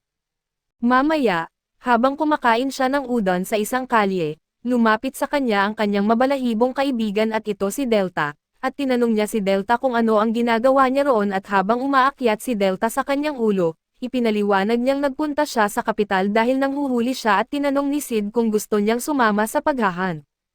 Tinanong niya si Delta kung ano ang kanyang hinuhuli, at sinabi nitong ipinapahuli sa kanya ni Alpha ang mga tulisan sa lugar at muling inanyayahan siya na sumama. Sa mga karaniwang sagot niya ay sasama siya dahil gusto rin niyang manghuli ng tulisan, pero sa ngayon, marami pa siyang kailangang asikasuhin. Inihayag ni Sid na abala siya, kaso talagang gustong manghuli si Delta at pinaalalahanan niya si Delta na may iba pa siyang dahilan sa pagpunta sa kabisera, at bigla niyang naalala na kailangan niyang mag-report kay Alpha. Posibleng nagagalit na si Alpha sa kanya ngayon, kaso gusto pa rin niyang manghuli at kapag tinitingnan siya ni Delta ng ganon, mahirap sa kanya na baliwalain ang kanyang hiling at sa buong gabi hanggang umaga, nang huhuli sila ng mga bandido sa mga kalye. Talagang nag-e-enjoy si Delta, kaso lang walang natitirang kasiyahan para kay Shadow dahil siya na lang ang nagkakalap ng pera mula sa mga bandido. Malapit nang tapusin ni Delta ang huling lalaki nang bigla nitong sabihin na magkaugnay sila at pagkatapos ng mabilis na pag-amoy, nalaman niyang kapatid niya ito. Pero hindi ito pinansin ni Delta at tinapos pa rin niya ang buhay ng kapatid. Tinanong siya ni Shadow kung ayos lang ba talaga sa kanya na patayin ang kanyang kapatid, ngunit sinabi ni Delta na si Sid lang ang kailangan niya, at sa katunayan ay dapat nga si Sid na pumunta sa kanyang tribo at harapin ang kanyang ama para siya ay maging puno ng tribo, at pagkatapos ay maaari na silang magsimula ng pamilya. Pero sinabi ni Sid na hindi iyon mangyayari at samantala, nakatanggap lamang si Garter ng balita tungkol sa pagkasira ng ilan sa kanilang mga unit ng bandido, kaya sinabi niya kay Garter na utusan niya ang mga Clovers na salakayin ang lahat ng Mitsubishi Trade Centers at nakawin ang kanilang mga trade secrets. Sa punong tanggapan ng Mitsubishi, tumanggap si Alfred ng ulat tungkol sa estado ng kanilang kasalukuyang alitan sa major corporate at hanggang ngayon, nagawa nilang bawasan ang pinsala sa kanilang mga supply convoy na dulot ng mga bandidong pinadala laban sa kanila, at sila rin ay nangunguna sa merkado sa pamamagitan ng kanilang mga produkto habang ang alliance ay sinusubukan lamang gayahin ang kalidad ng Mitsubishi sa pamamagitan ng kanilang mga peking item at water Jordans. Lahat ay ayon sa inaasahan nila, ngunit pinaalalahanan sila ni Alpha na mag-ingat at huwag gumawa ng anuman na magpapatunay ng koneksyon sa pagitan ng Mitsubishi at Shadow Garden, dahil magiging sakuna ito para sa imahe ng kumpanya. Bigla ang bumukas ang pinto at sinabi ng isa sa mga manggagawa kay Alpha na mayroong isang mapilit na bisita na kailangang asikasuhin sa ibaba. Hindi masyadong nagulat si Alpha at binanggit na ang mga beast people ay kadalasan talagang mapilit. Nais ni Alpha na magpadala ng ibang tao upang harapin ang sitwasyon, ngunit si Gamma ang nagpahayag ng kagustuhang personal itong asikasuhin at bagaman nagdadalawang isip si Alpha, pinayagan niya si Gamma na gawin ito pero para sa proteksyon, nagtalaga siya ng dalawang kasamahan na sumama kay Gamma. Umalis si Gamma na may hitsura ng isang anak na nais ipagmalaki ang kanyang ina at nang makapasok ang mga lalaki sa gusali, napansin nilang masyadong madali ang kanilang pagpasok dahil sa walang gwardya. Kaso hindi nagtagal ay hinarap sila ni Gamma at ng kanyang mga kasama na lumitaw mula sa kadiliman, agad na inatake ng dalawa niyang kasamahan ang ibang intruders, habang ang pinuno ay si Gamma naman ang humarap dito. Hindi na nakakita ang leader ng iba pang bodyguards kaya akala niya ay kayang-kaya niyang talunin si Gamma ng mag-isa, at kung naaalala mo mula sa unang season, hindi mahusay si Gamma sa pakikipaglaban. Gumawa ang leader ng isang mabilis na atake na halos kasing bilis ng kidlat at tinamaan siya sa ulo, at ang layunin ng atake ay patayin siya kaso nakatanggap lamang siya ng konting sakit at ito ay dahil, bagamat hindi siya magaling sa pakikipaglaban, mayroon pa rin siyang bilis at depensang kakayahan na magdedepensa mula sa mga atake kaya hindi siya madaling talunin. Paulit-ulit lang niyang ginagawa ang pagtusok dahil iyon lang ang natutunan niya, at madali itong naiiwasan ng kalaban dahil simple ang kanyang mga atake kaso lang matapos malaman ang kilos ng lalaki, na-estimate ni Gamma ang eksaktong uri ng paggalaw na ginagamit nito at nahulaan ang susunod nitong galaw. Ngunit dahil iisa lang ang atake na ginagawa niya, hindi ito gaanong nakatulong at nagbitaw muli ng atake ang kalaban at kung hindi lang talaga mataas ang depensa ni Gamma, baka nasawi na siya at doon ay pinaghahandaan niya ang paggamit sa itinuro sa kanya ni Shadow na gawin sa isang laban. Sa isang flashback, naalala na alam ni Shadow ang kanyang kahangahangang depensa at antas ng koordinasyon na kahalintulad sa isang bata, kaya ang payo niya ay mag-impok ng magic power sa kanyang espada at may hampas ito ng buong lakas, at marahil ay gagana iyon. Ginawa niya nga ito at naging epektibo ang kanyang ginawa para matakot ang salarin, at may sapat na kapangyarihan na siya upang sunugin ito kung sakaling magkaroon ng contact sa kahit anong bahagi ng katawan ng kalaban, pero nagtagumpay na sana siya kung hindi lang siya natapilok sa isang bato at bumagsak ang mukha sa lupa. Pinuri niya ang pagiging swerte ng kalaban sa paglagay sa kanya sa ganong malas na sitwasyon, ngunit hindi isang karaniwang bato lang iyon at siya mismo ang natapilok dahil dito at sa puntong iyon, nagsimula nang magduda ang kalaban kung gusto pa ba niyang ipagpatuloy ang laban. Kaya lumingon siya para kunin ang mga kasama niya at umalis na. Pero tinalo na pala sila ng dalawang kasama ni Gamma at bumangon si Gamma at akmang gagamitin na naman niya ang buong lakas ng espada niya, kaya nagmadali nang tumakas ang lalaki palabas sa butas ng pader.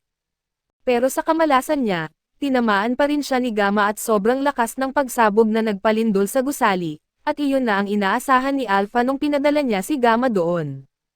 Maya-maya, nakatanggap ng ulat si Gun na natalo ang mga Clovers at lahat ng reserba nilang ipinadala ay tahimik na. Nag-aalala si Garter na baka simulan na silang kalabanan ng mga tao sa Alliance dahil sa kanilang pagkatalo, pero sinabi lang sa kanya ni Gun na ayusin niya ito, kahit ano pang kailangan niyang gawin at umalis na si Garter. Alam ni Gun na di hamak na mas mahina ang mga Clovers kumpara sa mga Knights sa kakayahan sa labanan, dahil mga simpleng bandido lang naman sila sa umpisa at sa ganitong sitwasyon, gusto sana niyang gumamit ng mga anak ng cult, pero dahil patay na ang dalawang pangunahing miyembro, kaunti na lang ang kanilang mapagkukunan. Sa huli ay pawn lang naman ang Alliance para sa kanya at kailangan lang niyang manatili sa kanilang negosyo ng sapat na tagal, para makamit niya ang kanyang layunin na makakuha ng kapangyarihan na higit pa sa nakita ng mundong ito, dahil may trauma siya mula sa pagkatalo niya kay Sid nung siya'y bata pa. Samantala, nagsasanay si Sid kasama si Alexia sa parke at naiilagan niya ang mga atake niya hanggang sa tuluyan niyang mapatalsik ang espada ni Sid, at pagkatapos ay pumalakpak siya para kay Alexia. Pagkatapos kumain, tinanong siya ni Alexia kung ano ang tingin niya sa kanyang kakayahan kanina at sabi ni Sid, malaki na ang pag-unlad niya at siguradong lalo pang gagaling ang kanyang kakayahan at lakas, pero sa loob-loob niya, iniisip niya kung ano kaya ang nagtulak kay Alexia na mas maging malakas pa. Madalas na nangyayari lang ang ganyang pagbabago kapag may bago silang nadiskubre o nagbago ang pananaw nila sa buhay, sabi ni Alexia sa kanya, nag-e-ensayo siya ng ganito dahil ayaw niyang maiwan bilang isang karakter lang sa likod ng eksena. Pagkatapos ng huling insidente at wala siyang magawa kundi panoorin lamang, si Rose ay umalis mag-isa at ang kaharian ng Oriana ay nawalan ng kanilang hari kaya kailangan niya ng mas maraming lakas, para matulungan ang kanyang kaibigan kapag ito ay nahihirapan. Sa wakas ay napagdesisyonan niyang lumaban sa buhay, kaso pagkatapos ay mas bumilis pa ang pag-usad ng buhay kaya kailangan niyang makahabol at sa kalaunan, si Sid ay nakaupo sa isang noodle bar bilang si John Smith nang sumali sa kanya ang isang babae at sinabi sa kanyang kumpleto na ang produksyon. May ngiti sa kanyang mukha, binanggit niyang oras na para magsimula at sa isang lumang abandonadong minahan na malayo sa anumang inspeksyon, nagpiprint ng pera na umaabot sa milyon-milyon at ito ay ipapadala sa Lawless City bago muling ipamahagi sa Royal Capital. Nagkita sina John Smith at Yuki para pag-usapan ang susunod na bahagi ng kanilang plano at ipinakita niya sa kanya ang dalawang perang papel sa isang tray, isang orihinal at isa na kanyang ginawa, tinanong siya kung makikita ba niya ang peke. Inaktibo ni Sid ang RAM at sinimulang sabihin na ang papel ay mas magaspang at may sobrang ink at ang proporsyon ay hindi tama at tinitigan ito ni Yuki, na pag-alaman na tama nga siya sa mga pagkakaiba ng mga papel pero gayunpaman, ang may mas mababang kalidad ay talagang ang orihinal. Tinanong siya ni Yuki kung kailangan ba nilang muling simulan ang proseso ng produksyon para tumugma sa mas mababang kalidad, ngunit hindi ito iniisip ni John na magiging problema para sa kanilang plano dahil walang makakapansin sa pagkakaiba. Matapos maisaayos ang supply, nagpatuloy sila sa susunod na bahagi ng plano kung saan ipapasa niya ang pamamahagi ng mga pekeng perang papel sa buong bansa kay Shadow at gayunpaman, kahit anong mangyari ang paghihiganti ay sa kanya lamang dahil winasak ni Shadow ang lahat ng minamahal niya, ang kanyang ina, ang kanyang nayon at ang kanyang Lego Millennium Falcon. Kinalaunan, nalaman ng Shadow Garden ang tungkol sa mga pekeng perang papel na kumakalat sa syudad at ang mga taong gumagamit ng mga perang papel na ito ay walang malay na peke ang mga ito, at mukhang hindi rin alam ng alyansa.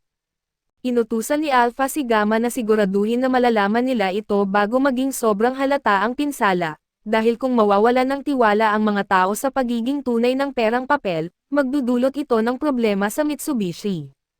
Gayunpaman, napagtanto niya na ang intensyon sa likod ng pagpepeke ay maaaring ganap na lumikha ng pagbagsak ng credits nila, inutos niya na agad na hanapin ang pinagmulan ng mga pekeng pera bilang kanilang pangunahing prioridad.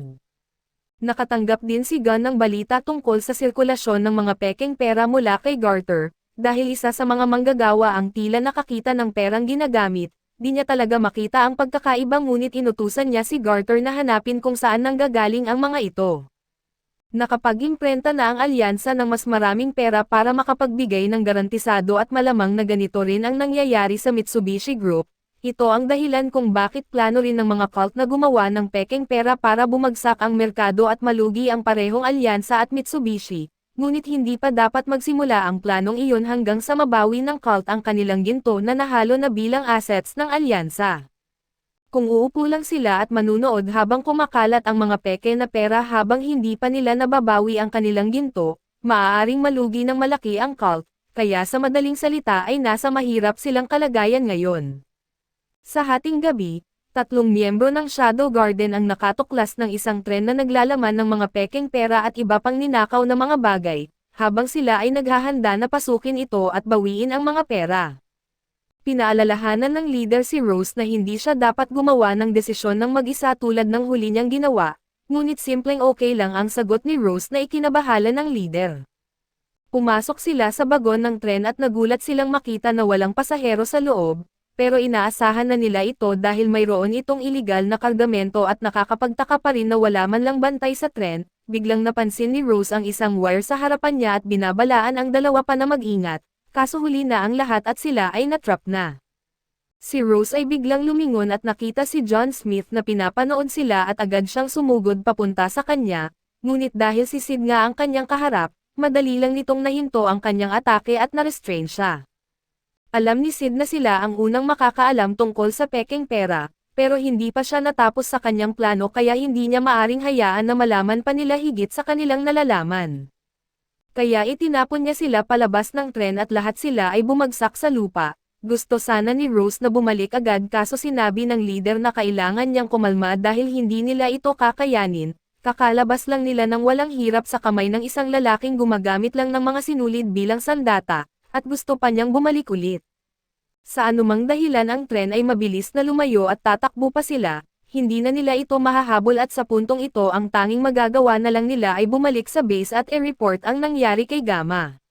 Ang tatlo ay bumalik sa base para magbigay ng kanilang ulat, at doon ay naguguluhan si Alpha na may tao na kaya na talunin ang tatlo sa kanilang mga elite member ng ganon kabilis. Nagsimula silang mag-isip kung sino nga ba talaga itong si John Smith at naiisip ni Alpha na baka galing ito sa Lawless City, kaso may sasabihin dito si Rose. Sinimulan niyang sabihin na ang taong itong si John Smith ay higit na malakas kaysa sa anumang malakas na kalaban na kanilang nakaharap dati, at malamang ay kaya pang makipagsabayan kay Alpha at sa 7 member ng Shadow ng mag-isa. Pinigilan siya ng kanyang mga kasamahan at dinala palabas ng kwarto, bago pa siya makapagsabi ng iba pa na maaaring magpagalit kay Alpha, at doon ay umalis sila matapos magsabing magandang gabi. Ang ipinakitang ugali ni Rose ay tiyak na kailangang tiyakin ni Alpha mamaya, ngunit pinadala din niya si Zeta para maghanap ng isang bagay at ang kakulangan ng balita mula sa kanya ay nagpapahiwatig na ang misyon ay ayon sa plano. Mukhang malaki ang problema ng grupo, pero gusto niyang tapusin agad ang digmaang ito para sila'y makapagpahinga at tungkol naman kay John Smith, napagpasyahan niyang ipadala si Delta para harapin siya. Samantala, si John Smith ay nakaupo sa tren at tahimik na nagsusulat sa kanyang libro ng mga ideya para maging milyonaryo. Tumingin siya sa bintana at nakita si Delta na tumatakbo kasabay ng tren at naisip niya, mukhang mapapalaban na naman siya ngayon. Sinugod ni Delta ang tren at binasag ang bintana ng may malakas na puwersa habang si John Smith ay nananatiling kalmado sa kanyang upuan. Sinubukan siyang atakihin ni Delta kaso nanatili siyang mahinahon habang hinaharangan niya ng kanyang mga sinulid ang mga atake. Nakalusot si Delta sa mga sinulid at umatake muli, pero isang hakbang na mas mabilis si John at agad na gumanti gamit ang grupo ng mga sinulid na napilitang iwasan ni Delta. Napagtanto ni Delta na siya ay nasa kawalan ng kalamangan sa masikip na espasyo, kaya't siya'y sumigaw ng napakalakas na puminsala sa bubong ng tren. Pinuri siya ni John sa mabilis niyang pag-iisip na makawala ito sa masikip na espasyo, ngunit mayroon din siyang lihim na plano para sa ganitong pagkakataon. Tinipon niya ang lahat ng lumilipad na piraso pabalik sa tren na kung saan ay naipit si Delta. Ngayon siya'y natrap sa gitna ng wasak na tren, lumapit si John upang sabihin ang kanyang astig na talumpati na alam niyang matutuklasan din ng Shadow Garden, ngunit nang lumapit siya, naamoy ni Delta ang kanyang paa at agad siyang nakilala bilang si Shadow. Bigla siyang tumalon para sa yakap nang malaman niyang siya nga ito, ibinaba ni John ang kanyang pagkukunwari at nagsimulang kumilos bilang si Sid. Tinanong niya si Delta kung bakit siya naroon at sinabi niyang pinadala siya ni Alpha sa isang misyon upang hanapin si John Smith, ngunit dahil siya si John ay imposible para sa kanya na talunin siya sa isang laban. Kaya kailangan niyang i-report ito kay Alpha pero subalit, bago siya makaalis, pinigilan siya ni John at sinabing siya'y nasa isang sobrang lihim na misyon at hindi niya maaaring ipaalam ito kay Alpha o sa iba pa, bago niya makumpleto ang kanyang layunin. Na-excite si Delta at gusto niyang sumali sa lihim na misyon, pero binanggit ni John na ito'y isang bagay na kanyang mag-isa lang na dapat gawin. Ayaw niyang i-report ito ni Delta kaso si Delta ay kasalukuyang nasa misyon para kay Alpha at kailangan niyang mag-report pabalik o magagalit ito. Subalit binanggit ni John ang isang panuntunan na kanyang nilikha ng mabuo ang Shadow Garden. Anumang misyon na ibinibigay niya sa kanila ay mas mataas ang prioridad nito kaysa sa ibang misyon, kahit pa ito'y galing kay Alpha. Kaya ayos lang para kay Delta na kalimutan ang misyon ni Alpha, basta't binibigyan siya ni John ng isa at di magagalit si Alpha dahil iyon ang kanilang mga patakaran. Habang patuloy na nakapatong si Delta kay John, nangako siyang bibigyan niya ito ng gantimpala kung matatapos niya ang misyong ibibigay niya, at ang buntot ni Delta ay nagumpisang umindayog sa tuwa. May mga kondisyon si John sa kung ano ang maaaring maging gantimpala. Ito'y dapat isang bagay na kaya niyang gawin at hindi nangangailangan ng maraming pagsisikap o pera. Kung matugunan ang mga kondisyong iyon at kahit anong hilingin ni Delta ay ibibigay niya, kaya doon ay kailangan niyang gumawa ng isang misyon para abalahin si Delta at tumingin siya sa bintana at sinabi kay Delta na kung pupunta siya sa direksyon na iyon, makikita niya ang Lawless City. Kapag natagpuan niya ito, dapat niyang hanapin at habulin ang isang lalaki na tinatawag na Juggernaut. Habang nakapulupot pa rin ang mga binti niya kay John, tinanong siya ulit ni Delta kung talagang bibigyan siya ng anumang gusto niya kung matatapos niya ang misyon, at muling iginiit ni John na oo, basta't matugunan ang mga kahilingan. Pagkatapos nito, inihagis niya si Delta palabas ng bintana upang simulan ang kanyang paghahanap at samantala, nakatanggap si Alpha ng ulat mula kay Gamma na natuklasan nila ang bakas ng isang matinding labanan, ngunit ang tanging natagpuan nila kay Delta ay ito. Hindi siya yung tipo ng tao na iiwan ang isang misyon ng mag-isa, kaya't iisa lang ang conclusion nila, maaaring siya ay namatay sa labanan at nabahala si Alpha sa balita, ngunit inutos pa rin niyang ipagpatuloy ang paghahanap para makita man lang ang katawan ni Delta. Ipinabatid din sa kanya ni Gamma na patuloy ang pagdami ng mga pekeng pera sa sirkulasyon at sa ganitong kalakaran, mawawalan ng tiwala ang mga tao sa papel na pera at magdudulot ito ng krisis sa credit. Napagtanto na ni Alpha na ito pala ang plano ni John Smith mula pa sa simula, hindi siya talaga naglalayong kumita sa mga pekeng pera, kundi layunin niyang agawin ang buong merkado para sa kanyang sarili matapos bumagsak ang Mitsubishi at ang alyansa. Nagdidilim siya at nagagalit na hindi niya ito agad na-realize at nagsumpa siyang tatalunan si John at samantala, si Gaten ay nagbibigay din ng briefings tungkol sa kasalukuyang sitwasyon ng krisis sa merkado para sa mga cult, dahil hindi nila ganap na mababawi ang kanilang pondo bago ang pagbagsak ng merkado. May isang lalaki na nagumpisang magpahiwatig na ito'y lahat kasalanan ni Gaten at doon mo malalaman na hindi na siya magtatagal, at ayan na nga, natapos na siya. Ang isa pang lalaki ay mas matalino at sinabi kay Gaten ang kailangan niyang malaman na ang mga pekeng pera na kumakalat sa kaharian, ay kontrolado ng isang lalaking nagngangalang John Smith at siya ang ugat ng lahat ng problema na kanilang kinakaharap. Itinoon ni Gaten ang kanyang pansin kay Garter at inutusan itong magtayo ng mga checkpoint sa buong kaharian para bantayan ang lahat ng pumapasok at lumalabas. Sinubukan ni Garter na tutulan ito, sinasabing hindi papayagan ng pamilya ng hari ang ganitong bagay, ngunit pinaalalahanan siya sa mangyayari kung hindi niya matapos ang kanyang misyon sa pagkakataong ito. Pagkatapos pugutan ni Gaten ang ulo ng isa pang tao doon, iniutos niya kay Garter na hanapin ang pinagmulan ng mga pekeng pera anuman ang kailangan niyang gawin o sino man ang humadlang sa kanya, at wala nang magagawa si Garter kundi tanggapin ang misyon.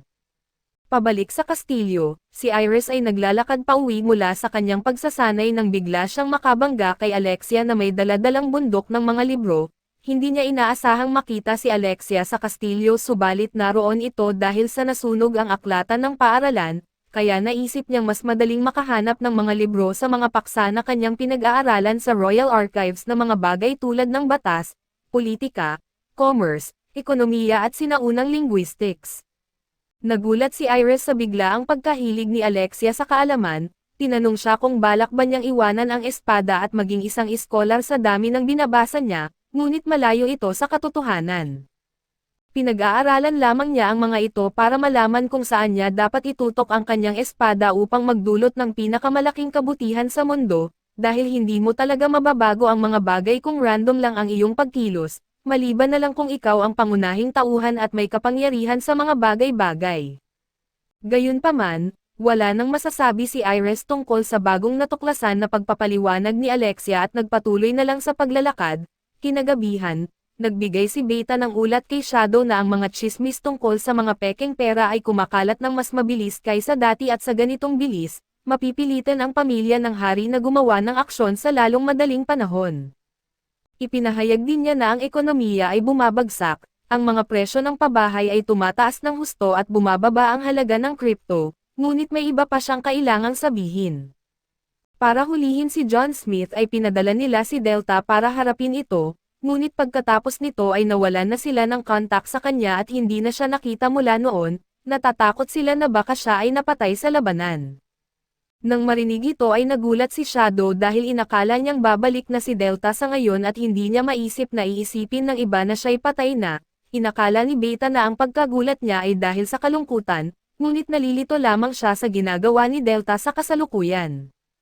Patuloy na binanggit ni Beta na si John Smith ay isang mapanganib na kalaban at mas malakas pa kaysa sa kanilang inaasahan, kaya umaasa siya na personal na haharapin ito ni Shadow at gayunpaman, sinabi niya sa kanya na may iba siyang bagay na dapat asikasuhin at tumayo mula sa kanyang upuan para umalis.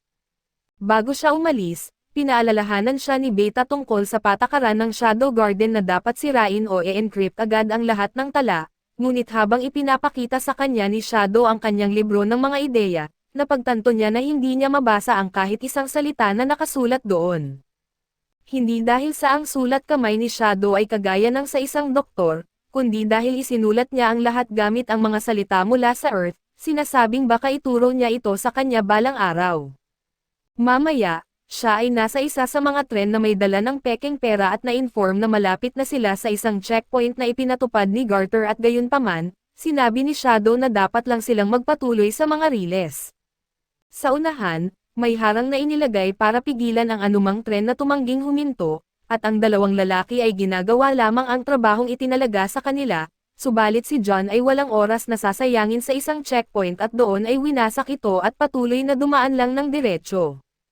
Ngayon na wala ng ibang pagpipilian ang dalawang lalaki kundi ang magtago, dahil sa papatayin sila ni Gaten kung mabigo sila sa kanilang misyon pero pagdating kay John, kung pipilitin nila ang pagharang ay malamang maglalaho rin sila sa mundo. Nakatayo si John sa harapan ng tren nang mapansin niya ang isang anino na nakatayo sa mga riles. Ito pala ay si Alpha at binati niya si John habang lumilipad siya sa ere at handa nang patayin siya. Gayunpaman, hinadlangan ni John ang mga atake nito at gumanti agad siya habang nakikipaglaban kay Alpha. Nakilala nito ang kanyang mahusay na teknik at kasanayan, alam na ang tanging makakagawa ng ganoong bagay ay si Shadow. Sumigaw siya dito para malaman ang sagot kung bakit niya ginagawa ang ganoong bagay. Wala siyang masabi sa kanya at hiningi niya na malaman kung ano ang nangyari kay Delta. Ipinaliwanag niya na ipinadala niya ito sa isang malayong lugar kaso hindi talaga ito sumasagot sa tanong. Alam niyang may mga bagay na ginagawa si Shadow na hindi niya kailanman mauunawaan, pero para hindi siya pagkatiwalaan ni Shadow na ibahagi sa kanya ang mga detalye sa isang plano na may malaking kahalagahan sa kanya, pakiramdam niya ay hindi na siya kailangan ni Shadow. Kaya gusto niyang ipakita sa kanya na maaari pa rin siyang maging kapakipakinabang. Nagbitaw siya ng bagong kapangyarihan at habang binabalot siya ni John sa mga sinulid, naglaho siya bilang hangin at lumitaw sa itaas niya at handang umatake. Kaso hindi na ito ikinagulat ni John at ang kapangyarihan ng mist ay nagpapahintulot sa gumagamit na iwasan ang lahat ng atake at maging isang ulap ng hamog, pero kailangan pa rin nilang magpakita kung gusto nilang maglunsad ng sarili nilang atake, na nag-iiwan sa kanila ng kahinaan. Nahuli ni John ang kanyang espada habang nagiging hamog ulit siya, na humantong sa ikalawang kahinaan ng teknik. Ang mist ay walang bigat kaya literal na maaari mong hipan ang gumagamit palayo, na eksaktong ginawa ni Shadow dito. Naiwan si Alpha sa mga riles ng tren mag-isa, nagmamakaawa kay John na huwag siyang iwanan at ang plano hanggang ngayon ay naging matagumpay at si Yuri ay nakapag-swap na ng mga pekeng pera sa mga gintong barya, halos maubos ang vault ng alyansa. Habang nagsisimulang magpanik ang mga tao sa kanilang pera at sinusubukan na mag-withdraw, malamang mauubusan sila ng pondo at babagsak at mangyayari rin ito sa Mitsubishi, na iiwan silang kunin ang kanilang pera at maglaho. Nagpasalamat si Yuri kay John sa lahat ng tulong niya sa pagbuo ng planong ito, kaso pinaalalahanan niya siya na si Gaten ay kailangan nilang mapatay, noon may dalawa na nakatakdang ikasal para palakasin ang alyansa sa pagitan ng mga tribo at ito ay siya at si Gaten. Hinangaan niya si Gon at buong puso niyang tinanggap ang kanilang kasal, ngunit isang araw, sumiklab ang digmaan at nasunog ang nayon ni Yuri kasama ang kanyang pamilya na pinaslang. Ang may sala sa lahat ng ito ay si Gon, na sumali sa cult ng Diablo at pinatay ang mga taga-nayon dahil hindi rin sila sumama at nang makita niya ang nagawa ni Gon, sinubukan niyang patayin ito ngunit siya ay mahina, na nagresulta sa kanya ring pagkasugat. Subalit habang paalis si Gon, narinig ni Yuri ang sigaw ng isang labanan mula sa isang batang Shadow na isang hunter at doon ay natalo si Gon at mula noon, ginawa ni Yuri ang misyon niya na kunin ang lahat ng mahalaga kay Gon at patayin siya. Sa kasagsagan ng krisis sa bangko ay nagsimula ang mga tao na hindi na tinatanggap ang papel na pera at matapos lahat ng ito, nagkaroon ng conclusion si Beta na malamang makakaranas sila ng negatibong antas ng pagkalugi. Habang bumabagsak ang kumpanya ay nalulungkot si Alpha dahil si Shadow ang nasa likod ng lahat ng ito at iniwan siya sa lungsod, may mga tao na nagpapalit ng kanilang pera sa ginto buong araw, at may mga karaniwang tao na sinabihan na pansamantalang sarado ang sangay ng bangko at hindi na mababawi ang kanilang pera. Nagkakagulo ang mga tao subalit tulad ng madalas mangyari, naloko na naman ang karaniwang tao at sa karwahe ay makikita natin sina Gon at Garter, kung saan tinanong ni Gon kung nakita na ni Garter ang pinagmulan ng mga pekeng pera. Kinakabahan, sumagot si Garter na hindi pa niya natutukoy ang lugar kung saan galing ang mga pera, pero natuklasan niya kung sino ang nasa likod nito at sinimulan ni Garter ipaliwanag kung paano niya ito natuklasan pero matagal nang hindi nakikinig si Gon at malalim ang iniisip, sinusubukang unawain ang maaaring layunin nito. Narinig niya ang isang kampana na nagpagulat sa kanya mula sa kanyang pagnilay-nilay. Ginamit niya ang kanyang pandama para matagpuan kung saan nanggaling ang tunog, natagpuan nila ang enerhiya ni Yuri sa anyo ng isang mabangis na fox. Inutusan niya si Garter na agad ihinto ang karwahe at inilabas ang isang relos na may katulad na kampana, samantala sa kinaroroonan ng Shadow Garden, si Alpha ay nakakulong sa sarili sa tabi ng apoy, nalumbay dahil sa paniniwalang hindi na siya kailangan ni Shadow. Lumapit si Gamma para kausapin siya at sinabing hindi na maiiwasan ang pagbagsak ng kanilang alyansa at sa puntong ito, naubos na ang kanilang pera at napilitan silang isara lahat ng kanilang tindahan. Iniwanan ang mga tao na walang pera at ang kaguluhan na dulot nito ay kumalat na rin sa kanilang mga sangay, na nagtulak sa kanilang mga customer na hingin ang kanilang ginto at dahil sa malawakang pag-withdraw, ang mga vault ng bangko nila ay magsisimulang magmukhang walang laman. Kahit na si Gamma ay nananatiling optimistiko sa kanilang tsansa na mapanatiling maligtas ang kumpanya, si Alpha ay tanggap na hindi sila makakaligtas dito at ang buong krisis na ito ay plinano ni Shadow, na ngayon ay nagpapanggap bilang John Smith.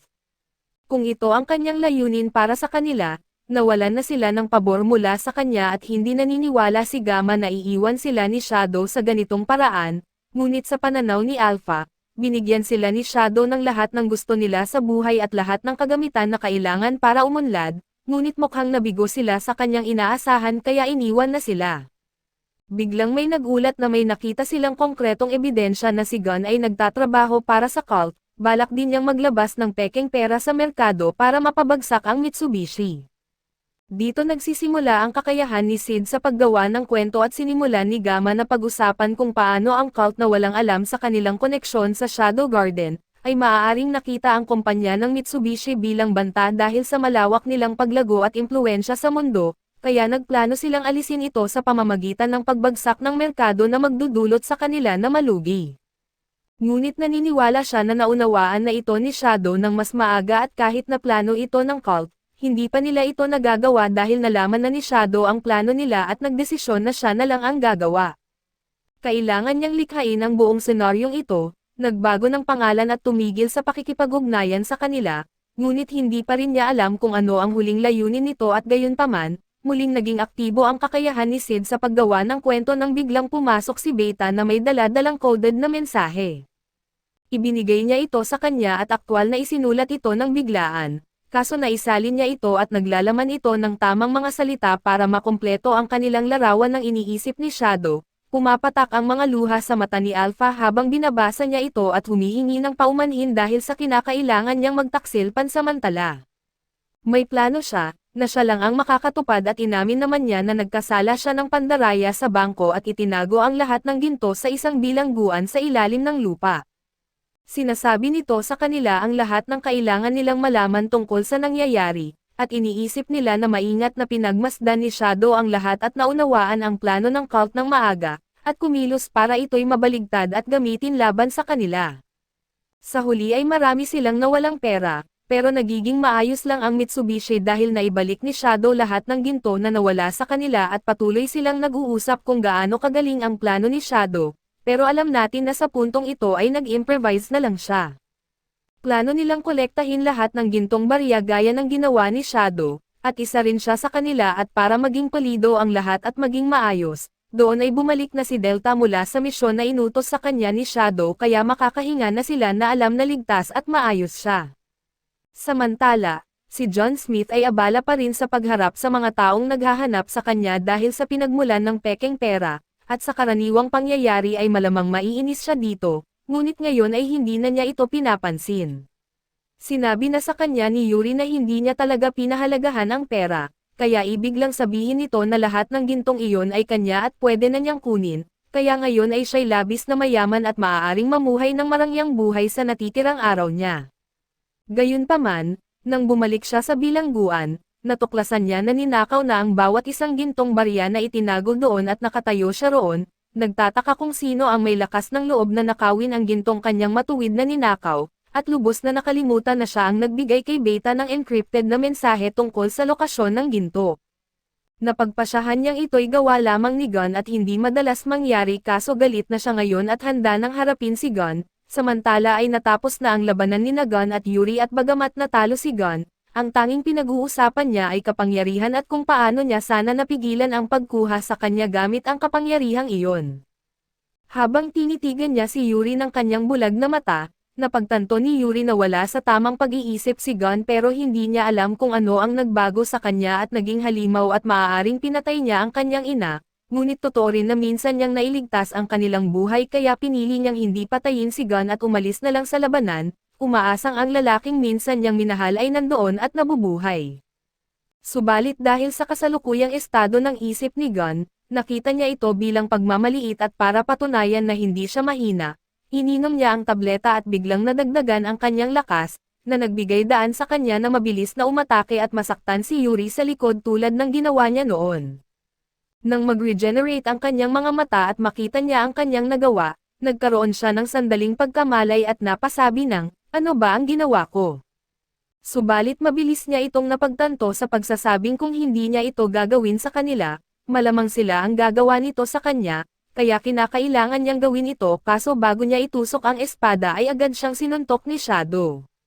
Nagulat si Yuri nang makita niyang dumating si John para iligtas siya. Napagtanto din ni Gun na ito ang taong nagdulot ng lahat ng problema gamit ang pekeng pera at naisip niyang magandang pagkakataon ito para patayin ang ugat ng kanyang mga problema, ngunit hindi naglalaro si John at handa siyang lumaban. Hinaharap niya si Gun, binangga ang siko sa espada ni Gun at sinabi na nandito lang siya para kunin ang isang bagay na napakahalaga sa kanya, parehong inakala ni Gun at Yuri na ang tinutukoy ni John na mahalaga ay si Yuri. Kaso ang talagang tinutukoy niya ay ang kanyang tunay na iniibig at ito ang lahat ng perang inakala niyang ninakaw, at nagsimula ang kanilang labanan habang mabilis silang tumawid sa nyebeng gubat at iniisip ni Yuri kung gaano kabait si John na bumalik para iligtas siya, kahit tapos na ang kanilang ugnayan sa negosyo at may karapatan siyang iwanan siya. Sa pagtatapos ng kanilang labanan, si Gun ay tumilapon sa harap ni Yuri at bumagsak sa lupa at habang nakatingin siya pataas, nakita niya si John Smith na lumalapit sa kanya sa nakakatakot na paraan, sinasabing simulan na niyang magsalita bago pa siya masipa sa bibig. Sumigaw si Gun na wala siyang sasabihin at akmang iinom ng buong bote ng mga tableta ng cult, pero masyadong maingat si John para hayaan ang kanyang kalaban na magpalakas sa gitna ng labanan at sinipa siya sa bibig para pigilan ito, na nagreresulta ng pagkawala ng malay ni Gun.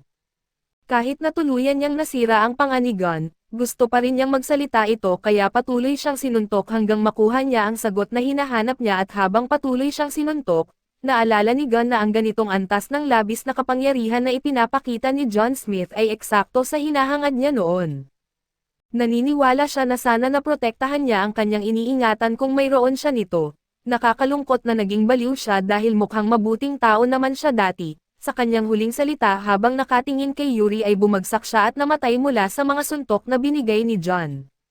Lumapit si John kay Yuri at niyakap siya at sinasabing ayos na ang lahat ngayon at habang niyayakap niya ito pabalik, nagsimula siyang pagalingin gamit ang kanyang enerhiya, na nagpapabatid kay Yuri na siya ang parehong taong nagligtas sa kanya noong bata pa siya.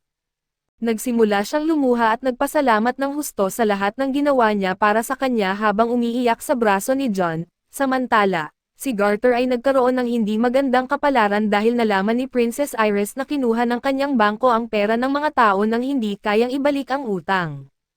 Bumalik si Yuri sa kanyang grupo na nag-aalala sa kanya, kaso sinabi niya na ayos na ang lahat at salamat kay John. Nagtatanong sila kung nasaan siya pero bago mamatay si Gun ay narinig ni John na may binanggit siyang tungkol sa isang kayamanan na binaon sa ilalim ng nyebe, kaya iyon ang hinahanap niya ngayon. Habang papasok sina Yuri at ang iba sa bilangguan, nagulat siyang makita na nawala ang lahat ng ginto at nilapitan siya ni Alpha, na nagtatago sa mga anino at ipinaliwanag na bahagi ito ng plano ni John mula pa sa simula.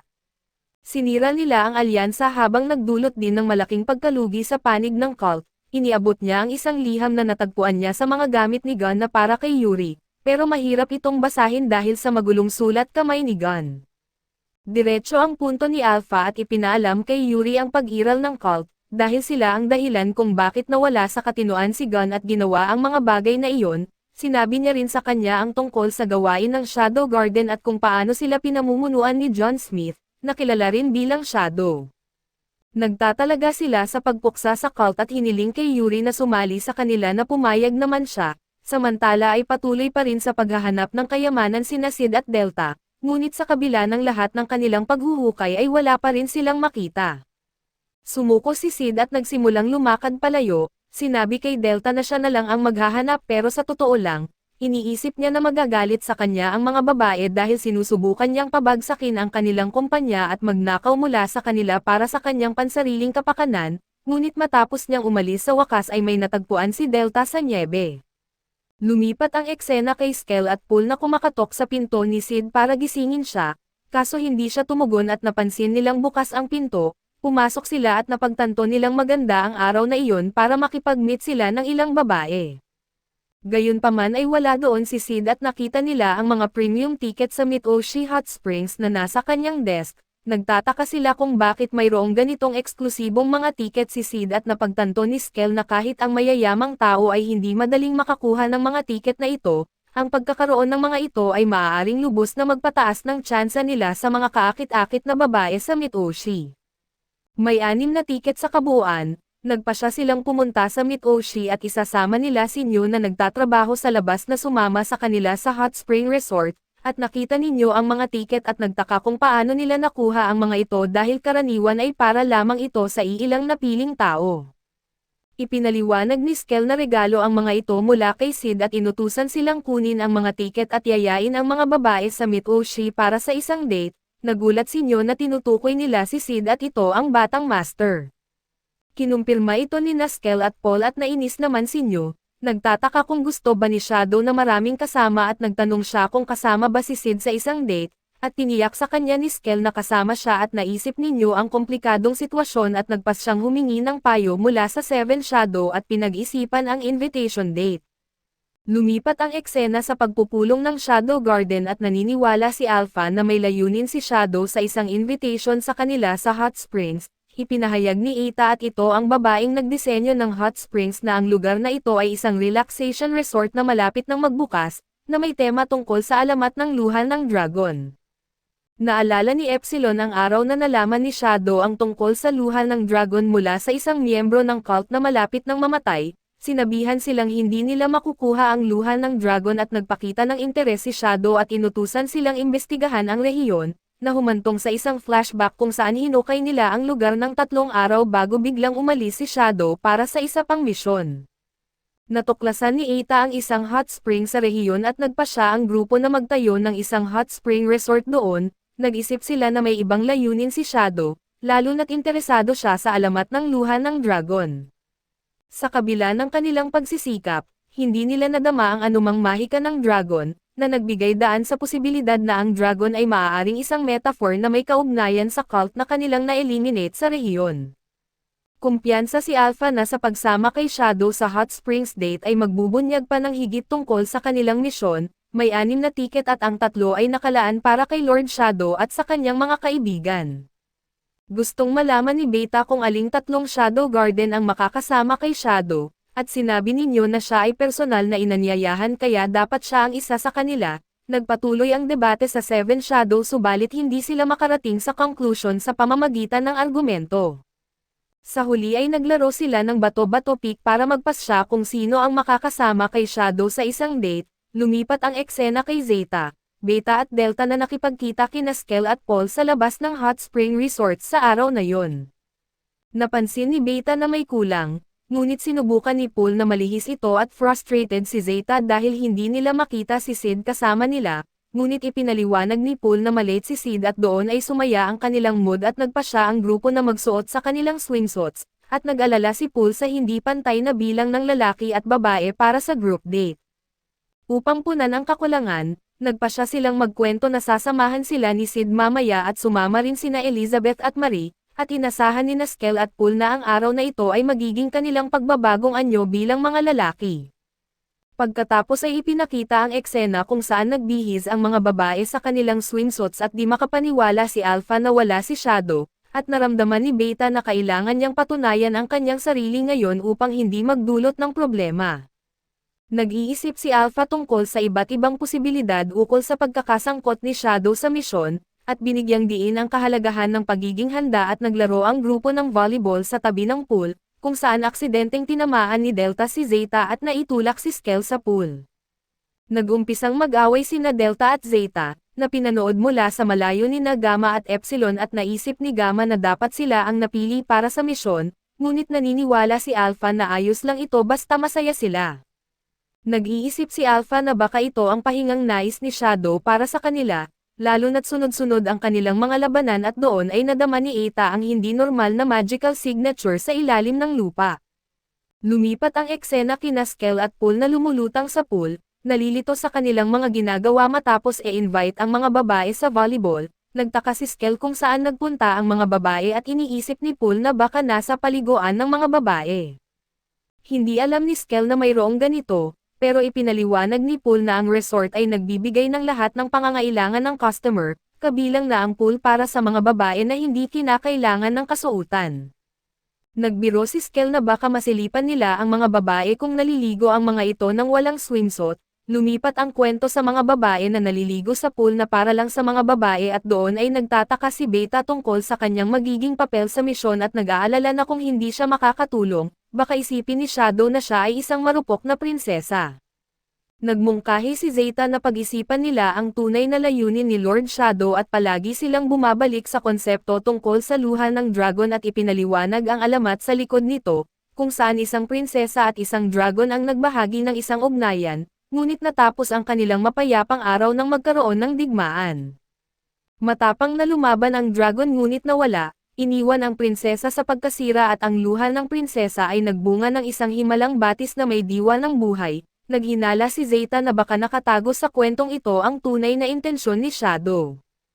Naisaalang-alang ni Eta na mag-focus sa tubig, na ayon sa kanilang pananaliksik ito ay isang ordinaryong tubig ng hot spring at sinubukan ni Skell at Pool na pumunta sa mga babae, ngunit may anti-people system na nag-spray ng isang bagay sa kanilang mga mata upang ito ay pigilan.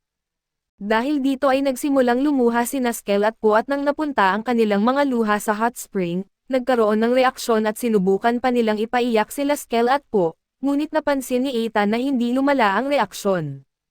Ipinapaalala ni Zeta kay Eta ang tungkol sa luha ng prinsesa sa kwento, at tiningnan ni Eta si Beta na tinawag ang sarili bilang isang Princess Elven at patuloy na tinukso ni Eta si Beta, pinapaiyak siya at nag-trigger ng malakas na reaksyon mula sa hot springs.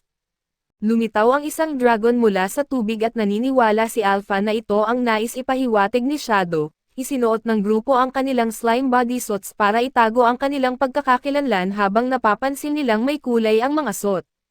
Nakipaglaban sila sa Water Dragon at si Alpha ay nagbigay ng malakas na atake at bumuhos ang gintong luha, at naniniwala si Epsilon na ito ang tinutukoy ni Lord Shadow.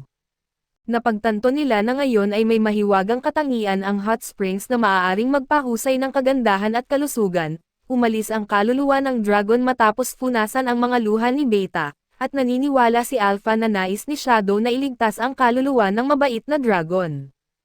Upang itago ang mga kakaibang pangyayari, nagpanggap ang mga babae na bahagi ito ng isang espesyal na kaganapan batay sa alamat ng Dragon Tier. Nagbenta sila ng limitado na edisyon ng merchandise upang ipagdiwang ang grand opening. Sinabi ni Alpha na lahat ay naging maayos at binanggit ni Gamma na kaunti lang ang pinsala sa kanilang mga pasilidad. Nagpasalamat si Alpha kay Shadow para sa hindi inaasahang araw na walang pasok. Samantala nakalimutan na ni Skell at Po ang kanilang mga ginawa noong araw na iyon. Sa araw ding iyon, makikita natin si Sid sa isang inn sa kaharian ng Oriana kung saan ang may-ari ay nagbigay sa kanya ng tsaa. Ipinaliwanag niya na lahat ng mahahalagang bagay tulad ng kape ay nakumpiska ng mga sundalo para sa pagsisikap ng digmaan, kaya tanging tsaa lang ang natira. Napansin ni Sid ang dating magandang pangunahing kalye na ngayon ay nasira na dahil sa digmaan. Nakikiramay ang may-ari ng inn kay Sid na sinasabing malas siya na nadamay sa gulo. Habang inaaalala ang kanyang paglalakbay pagkatapos umalis sa kaharian ng Midgar, kinilala ni Sid na malaya siyang nakakapaglakbay na nagbigay sa kanya ng pagkakataong muling suriin ang kanyang sarili. Noong una ay nagsimula siya sa isang paglalakbay ng pagtutuklas sa sarili at nagsusumikap na maging isang eminence in shadow, subalit napagtanto niya na kulang siya ng malinaw na pananaw kung ano talaga ang ibig sabihin nito. Tinatanong ni Sid kung dapat ba siyang magpatuloy sa landas na ito o muling suriin ang kanyang direksyon, samantala, dalawang individual na may number na 664 at 665 nag-almusal kasama niya. Si Rose na nananatili rin sa inn, ay nakaranas ng bangungot kung saan pinatay niya ang kanyang ama na nagpapahayag ng hindi pagpapatawad, at pagkagising niya ay nagdalamhati si Rose sa pagkasira ng dating magandang bayan ng Kastilyo dahil sa digmaan. Naniniwala siyang makakagawa siya ng pagkakaiba sa pamamagitan ng pagsali sa Shadow Garden, nais niyang iligtas ang kanyang kaharian sa pamamagitan ng lakas. Lumapit sa kanya ang dalawang babae at ipinahayag nito na ang kasama nila na si 559 ang mamumuno sa misyon at binanggit ng isang babae na si 559, matapos talunin ang numero 89, ay may karapatan na harapin ang mga numero. Nag-aalala siya at doon ay tinanong ni 664 si Rose kung may problema ba siya, kaso umiwas si Rose at sinasabing ayos lang ang lahat at mamaya, nagkita sila kay 559 sa gabi, na nagbigay sa kanila ng detalye tungkol sa misyon at ito ang muling pagkukuha nila sa isang kamakailan lang na nabagsak na kuta. Sa kabila ng tila hindi maiilarawan na pangyayari at ang elite force ng kulto at ang mga anak ni Diabolos ay na-deploy, na nagpapahiwatig ng nakakatago na kahalagahan at napili si Rose dahil sa kanyang pamilyaridad sa kuta, ngunit ibinunyag ni 559 ang isa pang dahilan na siya ay tumanggap ng kapangyarihan ng direkta mula kay Lord Shadow. Tinanong ni Rose kung ito ay naaangkop din kay 664 at 665, na nilinaw nila na sinundan nila ang patnubay ng 7 shadows at dagdag pa ni 665, ito ay totoo para sa karamihan sa Shadow Garden maliban sa 7 shadow mismo. Ipinahayag ni 559 na siya at si Rose ay mga exception, binibigyang diin ang nakikitang kahinaan ni Rose bilang tapat na lingkod ni Lord Shadow. Nangako si 559 na aalisin ang sinumang hindi karapat-dapat sa kanyang kadakilaan. Habang pinagmamasdan nila ang mga anak ni Diabolos na papunta sa isang lugar, tinanong ni 559 kay Rose ang direksyon at ibinunyag ni Rose na ito ay patungo sa mga guho, isang memorial para sa mga mandirigma na lumaban sa demonyong si Diabolos. Ang eksena ay lumipat sa mga guho kung saan napansin ni 664 si Quado na pinaniniwalaan niyang isang pinuno ng kulto, kasama ang kanyang mga anak at may hawak si Quado ng isang card na katulad ng kay Nelson at ito ang nag-activate sa mga guho. Dumating ang Reyna, nagbukas ng isang vault na may singsing sa loob na kinilala bilang singsing ng alamat, na pinoprotektahan ng bayani na si Freya at hinikayat ni 559 ang pagiging handa sa laban, na ikinagulat ni 664 na inaasahan ang isang misyong rekognisyon.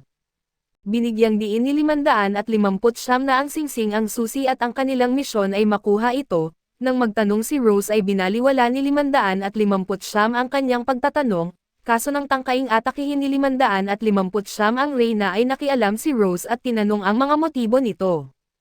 Nagulat si Kadoy nang matuklasan na natagpuan sila ng Shadow Garden at binanggit niya ang kanilang intense na relasyon, kinilala ng Reyna si Rose bilang nawawalang prinsesa at ang ina ni Rose ay nagmakaawa sa kanya para sa tulong.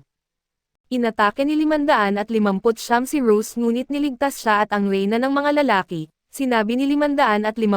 na si Rose ay hindi karapat-dapat sa paglilingkod kay Lord Shadow at pareho silang mamamatay sa kanyang kamay. Nalaman ni Gamma na ang koponan na pinadala sa Fort First ay nasa labanan at nasaksihan ni Rose ang kanyang ina kasama ang cult, lumipat ang eksena at doon ay nagtataka si Gamma kung ito ba ay isang bitag at iginiit ni Nuyen na ito ay masyadong komplikado para doon. Nagmuni-muni si Gamma tungkol sa misteryosong gabi ng Beyond Men, si Marid, na hindi pa nagpakita ng kanyang sarili sa kabila ng kanyang kontrol sa kaharian ng Oriana mula sa mga shadow. Ang kanyang pasensya ay hindi umaabot sa kanyang mga tauhan at ang naratibo ay sumasaklaw sa tumitinding tensyon, at mga nagbubukas na misteryo sa paligid ng mga aksyon ng cult at ang mga taong kasangkot. Nalaman ni Gamma ang pagbabalik ni Rose sa kaharian ng Oriana sa pamamagitan ng isang pahayagan, napansin niya ang kawalang katiyakan dito at nag-deploy siya ng maraming tauhan para imbestigahan ang mga guho at kontrolin ang Shadow Garden. Dahil sa mga gulong sibil, binawasan ni Pervat ang seguridad sa paligid ng kabisera ng Oriana at inatasan ni Gamma si Nui na sabihan si Lambda na magpadala ng dagdag na tulong sa kabisera. Nagpasya siya na hayaan muna ang cult na magkaroon ng Prinsesa Rose, inaasahan ang pagkilos ni Pervat at Marid at nagmuni-muni si Gamma tungkol sa mga pangyayaring naganap mula nang sumali si Rose sa kanila at sa cult, iniisip ang kalooban ng kanilang Lord Shadow na nagdala sa prinsesa sa mahalagang puntong ito. Samantala, pinagmuni-muni ni Sid ang tunggalian sa pagitan ng mga grupo ng Perv at Anti-Perv sa kaharian ng Oriana, nakikita niya ang mga alitan ng paksyon bilang mga pagkakataon para sa isang Eminence in Shadow na gumawa ng isang cool na pagpasok. Nalaman ang pagbabalik ni Rose, naisip ni Sid na siya ang perpektong kandidato upang pahupain ang alitan at sa tulong ng isang misteryosong anino, nagtataka si Sid kung ang pagnanais ni Rose na maging Reyna ang nagtulak sa kanya na patayin ang kanyang ama. Iniisip niya na tulungan si Rose na maging isang tyrant na tutol sa mga bayani, at pagkatapos ay makialam upang tulungan ang mga bayani mismo, ang eksena ay lumipat kay Sid na nakaharap sa mga militiamen sa inn na sinusubukan na mamolekta ng pera. Nagkunwaring mahina, nakialam si Sid ngunit binugbog siya ng mga lalaki at umalis kasama ang pera. Inihayag ng may-ari ng inn na si Marina dati siyang bayaran na babae sa isang lawless city at sanay na siya sa karahasan. Ipinahayag na siya rin ang Marina niligtas ni Shadow at nang umalis si Sid sa inn, sinubukan niyang mabayaran si Marie ngunit tumanggi ito, nagpapasalamat sa kanyang nakaraang tulong.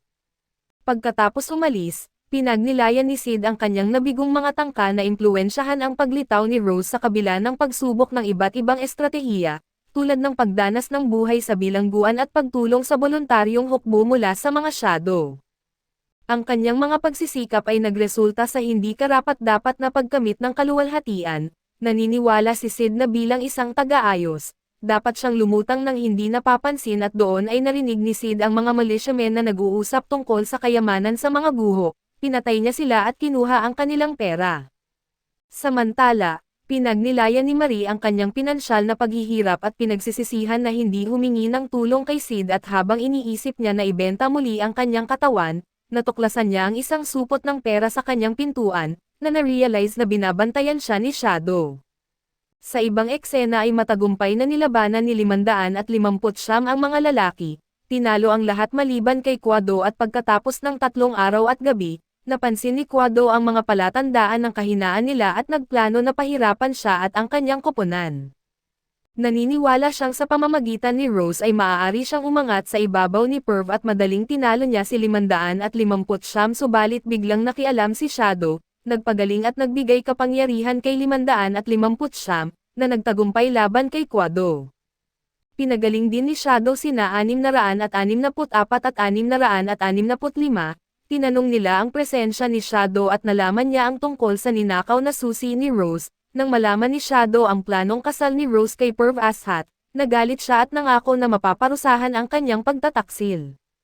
Nasiyahan si 559 na sumasang-ayon si Lord Shadow at habang nag-aalala si 664 para kay Rose at habang papunta si Shadow upang harapin si Rose, nagtataka siya kung bakit pinatay ni Rose ang kanyang ama kung hindi niya balak maging isang tyrant. Naniniwala siya na kailangan niya si Rose bilang susunod na pinuno upang gumana ang kanyang plano bilang Eminence in Shadow. Pagdating ni Lambda sa kabisera ng kaharian ng Oriana at kasama nito ang mga dagdag na puwersa ni Omega, nagtanong kung ito na ba ang kabuuan ng kanilang mga dagdag na puwersa, siniguro ni Lambda na hindi pa ito ang lahat. Ipinaliwanag niya na babalik siya para ayusin ang susunod na pangkat, at binigyang diin ang pangangailangang kumpirmahin ang isang bagay sa mga nandoon, ibinunyag ni Lambda na may mga bali-balita siyang narinig tungkol sa pagkampi ni Prinsesa Rose sa kaaway. Bagamat kinikilala niya ang posibilidad ng hindi kanais-nais na mga pangyayari, iginiit ni Lambda na ang hindi pagsunod ni Rose ay naglagay sa panganib sa kanyang mga kasamahan at bilang kanyang guro, balak niyang magpataw ng hatol. Nakialam si Kai at sinasabing wala ng kapangyarihan ang 7 Shadow sa bagay na ito, at nalaman ni Lambda na si Shadow na ang nagpasyang harapin ang sitwasyon, binigyang diin ni Omega ang reputasyon ni Shadow sa paghatol ng walang awa laban sa mga kalaban, na nagpapahiwatig na walang sinuman ang makakahadlang sa kanyang mga aksyon. Kasabay nito ay pinag-isipan ni Sid ang kanyang paraan para harapin si Prinsesa Rose, iniisip ang hangal ng paglitaw niya mula sa langit sa maliwanag na sinag ng araw at sa halip, na pagpasyahan niyang umakyat sa pader. Bago siya makapagpatuloy, lumitaw si Epsilon na pinapasok si Sid papasok sa palasyo at ipinaliwanag ni Epsilon na sa bansang ito, iginagalang ang mga taong karapat-dapat sa kanilang sining, na nagbibigay sa kanya ng walang hanggang access sa Royal Palace. Nagtaka si Sid kung saklaw ba siya ng pribilehiyong ito bilang kanyang pinakamagaling na estudyante, na nagdulot ng paumanhin mula kay Epsilon para sa terminong estudyante, habang nakakatawang binanggit ang natatanging pag-bounce ng kanyang dibdib. Pagmuni-muni ni Sid tungkol sa malagkit na katangian nito at itinuturing itong bunga ng komplikadong mahika, mga pag-aayos at malaking pagsisikap ni Epsilon, tinanong ni Epsilon si Sid tungkol sa kanyang mga iniisip at tiniyak niya sa kanya na pinag-isipan lamang niya ang resulta ng kanyang masigasig na mga pagsisikap. Ininform niya si Sid na matagumpay na na-infiltrate ng kanilang mga tao ang palasyo, naghihintay ng tamang sandali para kumilos at doon ay dumating si Duke Perv Azet at nagtanong kung nakatakdang mag-perform si Epsilon ng hapon na iyon. Kinumpirma niya ang kanyang mga plano na ipakilala ang isang bagong piraso. Inihayag ni Epsilon ang pag-asa na maaring magbigay ng ginhawa ang kanyang musika kay Prinsesa Rose na kamakailan lamang ay nawalan ng ama. Pinapahalagahan ni Duke Perv ang kanyang pag-aalala kaso sinabi niya na hindi makakasama ang prinsesa ngayon. Sa isip ni Epsilon ay nag-aalala ang Duke tungkol sa kanyang magiging asawa, na kinumpirma niya at nagtanong tungkol sa batang lalaki na kasama niya. Ipinakilala ni Epsilon siya bilang kanyang paboritong estudyante, na ikinagulat ng ibang mga maharlika na hindi alam ang tungkol sa kanyang pagtuturo. Tinanong ni Duke Perv kung mayroon siyang tamang pass para makapasok sa palasyo, na sinagot ni Epsilon na inakala niyang hindi magiging problema ang pagdala sa kanya bilang guest. Gayunpaman, nabanggit ng Duke na may pagbabago sa protocol ngayong araw at iminungkahing bumalik na lamang sila sa ibang araw. Tiniyak ni Duke Perv kay Epsilon na hindi na kailangan basta tumugtog ang batang lalaki para sa kanila. Naintriga sa kanyang kasanayan, sabik ang mga manunood sa kanyang pagtatanghal at na-appreciate ni Sid ang estilo ng pagiging kontrabida ni Duke Perv, at nagpasya siyang tumugon bilang isang background character. Mahusay sa piano, sinimulan ni Sid na patugtugin ang Moonlight Sonata at determinado na bumawi sa ngalan ng mga karaniwang mamamayan laban sa mapang-abuso na maharlika. Habang napabighani niya ang madla ay palihim na ninakawan ni Sid ang mga pag-aari ng mga maharlika. Ang pagtatanghal ay nag-iwan sa madla na nabighani, kabilang ang isang katulong na lubos na nagulat sa musika at pagkatapos ng pagtatapos ng musika, hiningi ni Duke Perv ang pangalan ni Sid kaso binulabog siya ni Epsilon bago ito isiniwalat.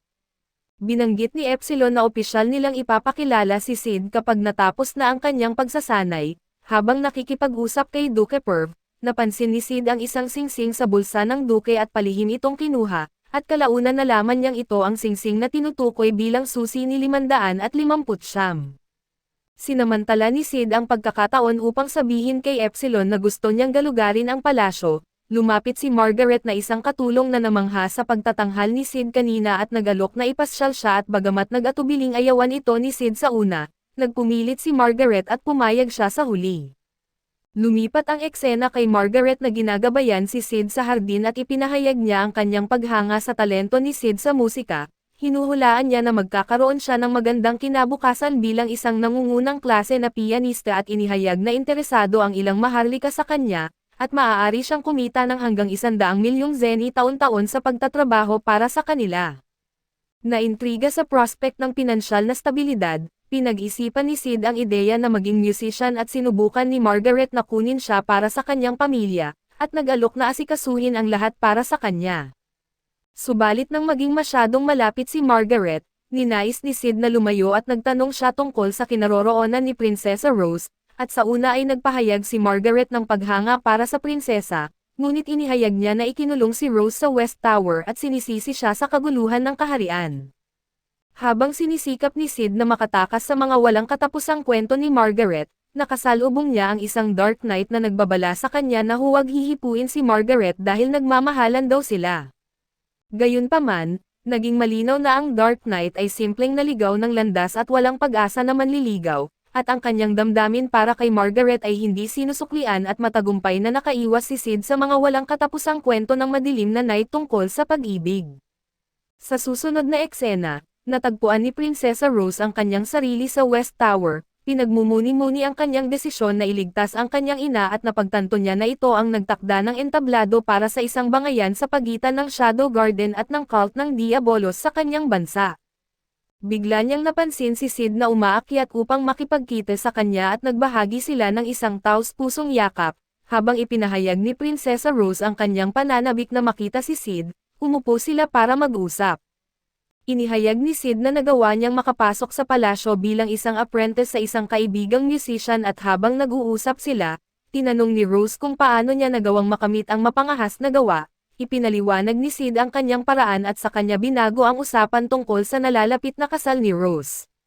Mariing ipinahayag ni Rose na wala nang dapat pag-usapan tungkol sa kanyang nalalapit na kasal, hindi siya nagpapatinag at tinanong ni Sid kung totoo ang balita at kinumpirma ito ni Rose. Binanggit ni Sid ang mga salitang binitawan ni Rose bago niya pinatay ang kanyang ama, hinimok siya na alalahanin.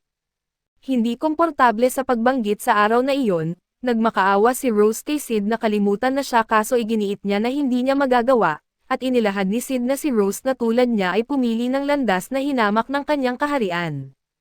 Sa kabila ng pagtanggi at kalungkutan, nanatili siyang tapat sa kanyang pinili na tulad ng pananatili ni Sid sa kanyang pangarap kahit na hindi maunawaan ng iba, naiintindihan ni Sid ang kanyang mga pakikibaka, binigyang diin ang kanilang magkatulad na karanasan. Kinikilala ni Rose na palagi niyang mauunawaan ang pangarap ni Sid, kahit na itakwil ito ng mundo at gayunpaman, iginiit ni Sid na habang pareho silang nanatiling tapat sa kanilang napiling landas, lumilihis ngayon si Rose mula sa kanyang tunay na sarili. Sa kabila ng kanyang mga aksyon na manatiling tapat sa kanyang pamumuhay, ang pagpapakasal sa kanyang fiancé ay taliwas sa lahat ng kanyang pinaninindigan, ipinunto ni Sid na walang dahilan para sumuko siya sa kanyang mga prinsipyo ngayon. Tila sumuko, sinabi ni Rose na wala na siyang masasabi pa kay Sid at hiniling sa kanya na kalimutan siya, hinimok siya na hanapin ang kanyang sariling kaligayahan. Matigas ang loob, iginiit ni Sid na kailangan siya ni Rose kaso patuloy na iginiit ni Rose na ang tanging hiling niya ay magpatuloy na si Sid, naputol ang kanilang pag-uusap nang pumasok si Perv sa silid, nagtatanong kung may bisita si Rose dahil sa mga boses na narinig mula sa kanyang kwarto. Itinanggi ni Rose na may bisita siya kaso napansin ni Perv ang kanyang mga luha at sinubukan na mapasaya siya, na nagtulak kay Rose na paluan ang kanyang kamay palayo at bilang tugon, hinawakan ni Perv siya sa leeg at binalaan siya na huwag magpakita ng ganitong paglaban dahil malapit na silang maging mag-asawa. Iginiit ni Rose na ang kanilang pag-iisa ay magiging pangalan lamang, at ipinapaalala sa kanya ni Perv na nakasalalay ang buhay ng Reyna sa kanyang pagsunod, nauunawaan ang bigat ng sitwasyon kaya doon ay nagpasya si Rose. Nakarinig si Sid sa pagtatalo nila at pinag-isipan ang paglipat sa Plan B, nagtatanong sa kahalagahan ng singsing na ninakaw niya mula kay Perv at lumipat ang eksena kay 550, humihingi ng tawad sa kamakailang kabiguan ng misyon na inilalagay ang pagsisi kay Rose. Pinigilan ni Epsilon na tawagin si Rose na traidor, ipinahayag niya ang kanyang intensyon na itaas si 550 sa isang posisyon na mas mababa kaysa sa 7 shadow sa hinaharap. Inilipat ni Epsilon ang sisi mula kay 550, sinasabing ang kabiguan ay resulta ng hindi pagpapaalam kay Rose tungkol sa kanyang ina at kinikilala niya na si Lord Shadow na ang humawak sa kaso, subalit hindi pinarusahan si Rose at iminungkahi ang ibang plano. Ang kasalukuyang pag-aalala ay ang singsing na natagpuan sa mga guho. Nag-aalala si Epsilon na ang pag-pressure kay Perv ay maaaring humantong sa paggamit ng susi at ayon sa mga alamat, ginamit ng kaharian ng Oriana ang susi upang patayin ang 100,000 tropa ng Velan. Ngayon na may panganib na gamitin ni Perv ang kapangyarihan upang sirain ang kaharian ng Oriana, at ang focus ay nasa paghahanap ng lokasyon ng susi at habang lumabas si Sid mula sa paliguan at inalagaan siya ng 2 babae, hindi alam ang masalimuot na web ng intriga na lumawak sa kaharian at ang nakabinbing banta na dala ng misteryosong susi. Buong kumpiyansa na inihayag ni Sid na malutas ang pag-aalala ni Epsilon ng mas maaga kaysa inaasahan, ikinagulat ni Epsilon sa kanyang mabilis na tagumpay bilang isang undercover agent, pinagaan ni Sid ang kahirapan ng misyon at humanga si 550 sa kakayahan ng kanilang Panginoon. Lumipat ang eksena kay Perv na pinag-uusapan ang plano kay Marid, sinasabi sa kanya na maayos ang lahat ng bagay at binigyang diin ni Marid ang kahalagahan ng pagbawi ng kapangyarihan ng Black Rose upang patatagin ang kanilang awtoridad sa loob ng cult. Nagbabala siya kay Perv na maging mapagbantay dahil may mga senyales ng panghihimasok at tiniyak ni Perv sa kanya, binanggit na ang singsing ng pagpapalit ay laging nasa kanya at nangako si Marid kay Perv ng isang upuan sa Night of Rounds pagkatapos ng kanilang tagumpay, ngunit nagbabala laban sa mga pagkakamali, lalo na't hindi pa kasal si Perv sa prinsesa. Matapos ang komunikasyon, ipinagmalaki ni Perv na ang susi, ang prinsesa at ang kaharian ay nasa kanyang mga kamay na at dumating ang Reyna na hinahanap siya, inihayag ang isang lihim na relasyon sa pagitan nila, at ang mga madilim na balak ni Perv ay nagdudulot ng anino sa kapalaran ng kaharian ng Oriana. Ngayong alam na ni Sid na pinipigilan ni Rose ang kanyang sarili para sa kanyang ina, ang pangunahing priority niya ay palayain si Reyna, na inaasahan niyang magpapalaya rin kay Rose upang maging isang tyrant. Ngunit ang natuklasan niya ay ang pagkakaroon ng relasyon ni Reyna at Duke, na lumampas na sa sukdulan at si Reyna mismo ang pumili na makipagrelasyon kay Duke at naniniwala si Sid na kung malalaman ni Rose ang katotohanan, ito ay sapat upang magalit siya ng husto at maging isang tyrant. Nang muling makipagkita si Sid kay Rose bilang shadow at doon ay inakala ni Rose na naroon siya upang patayin siya at sa halip, hiniling niya kay Rose na sumunod sa kanya sa balcony sa labas ng silid ng Reyna at doon, hindi lamang nila narinig ang pagtatalik ni Reyna at Perv, kundi pati na rin ang pag-uusap nila tungkol sa kanilang mga balak.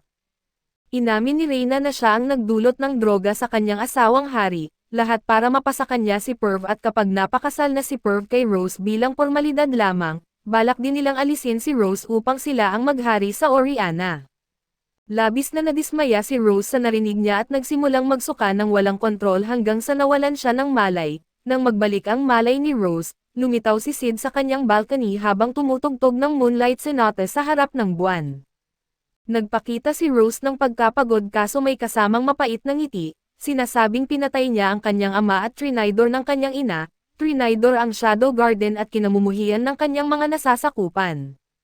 Ngunit ngumiti pa rin siya dahil sa kabila ng lahat, hindi kailanman lumayo si Sid sa kanyang tabi at tinanong niya si Rose kung ano ang nakikita niya sa ganitong mundo na sinisinagan ng buwan at nawala, iniwan ang singsing ng Black Rose sa upuan. Lumalabas na hindi sinasadyang nahulog ang singsing mula sa bulsa ni Sid, kaso sinabi niya kay Epsilon pabalik sa na binigyan niya si Rose ng susi at ang katotohanan na kailangan niyang malaman ni Rose, pero inakala ni Epsilon na tinutukoy niya ang susi at ito ang Black Rose kaya hindi ito natagpuan ng Shadow Garden. Hindi binuksan ni Perv ang kahon na hindi na naglalaman ng susi hanggang sa araw ng kanyang kasal, hindi siya makapaniwala sa kanyang nakita kaya't paulit-ulit niyang binuksan at isinara ang kahon bago tuluyang mawalan ng kontrol.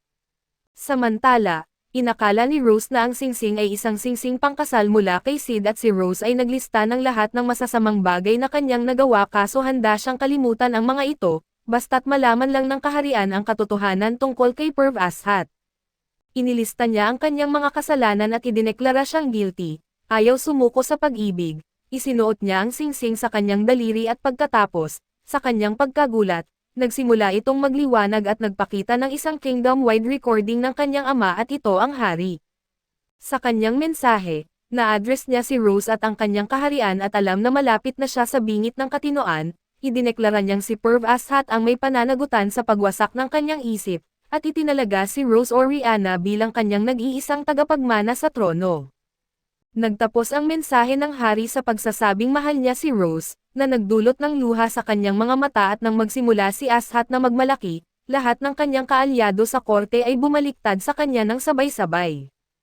Itinutok ni Rose ang kanyang espada kay Ashat at naghanda na dalhin siya sa kustodiya, kaso biglang lumipad ang ulo ni Ashat at nagulat si Rose, pati na rin ang lahat ng iba pa nang huminto ang ulo sa harapan ni Reyna, wala siyang reaksyon hanggang sa sandaling bago ang kanyang ulo ay humiwalay mula sa kanyang katawan.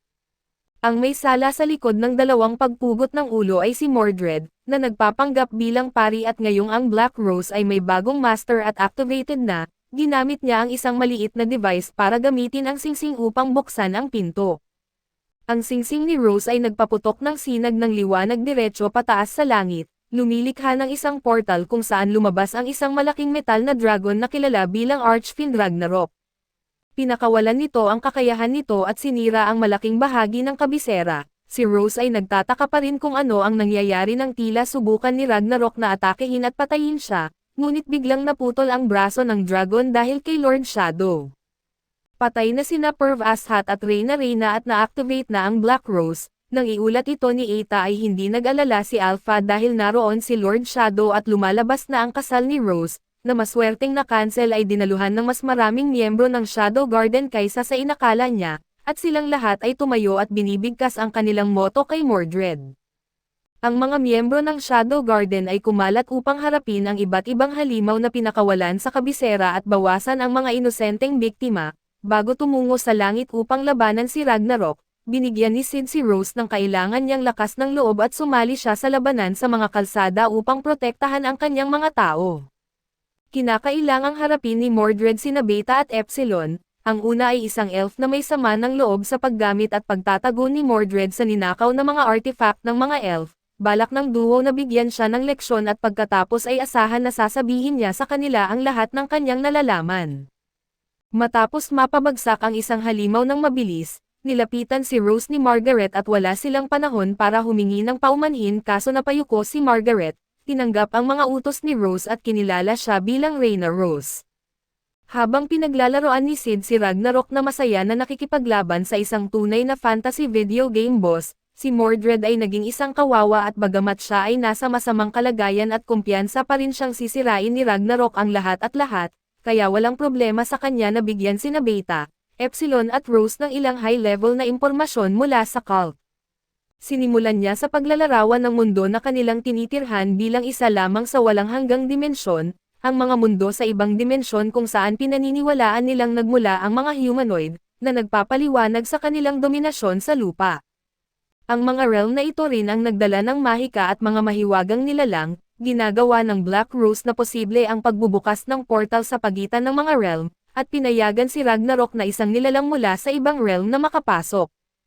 Habang si Shadow ay nakangiti sa itaas, iniulat ni 559 na kina Beta at Epsilon na lahat ng mga halimaw sa lungsod ay naalis na at kahit na tinalo si Ragnarok, nagawa pa rin ni Mordred na magbago sa kanyang huling anyo, na wala ang karamihan sa kanyang pagkatao ngunit nakakuha ng mas maraming kapangyarihan.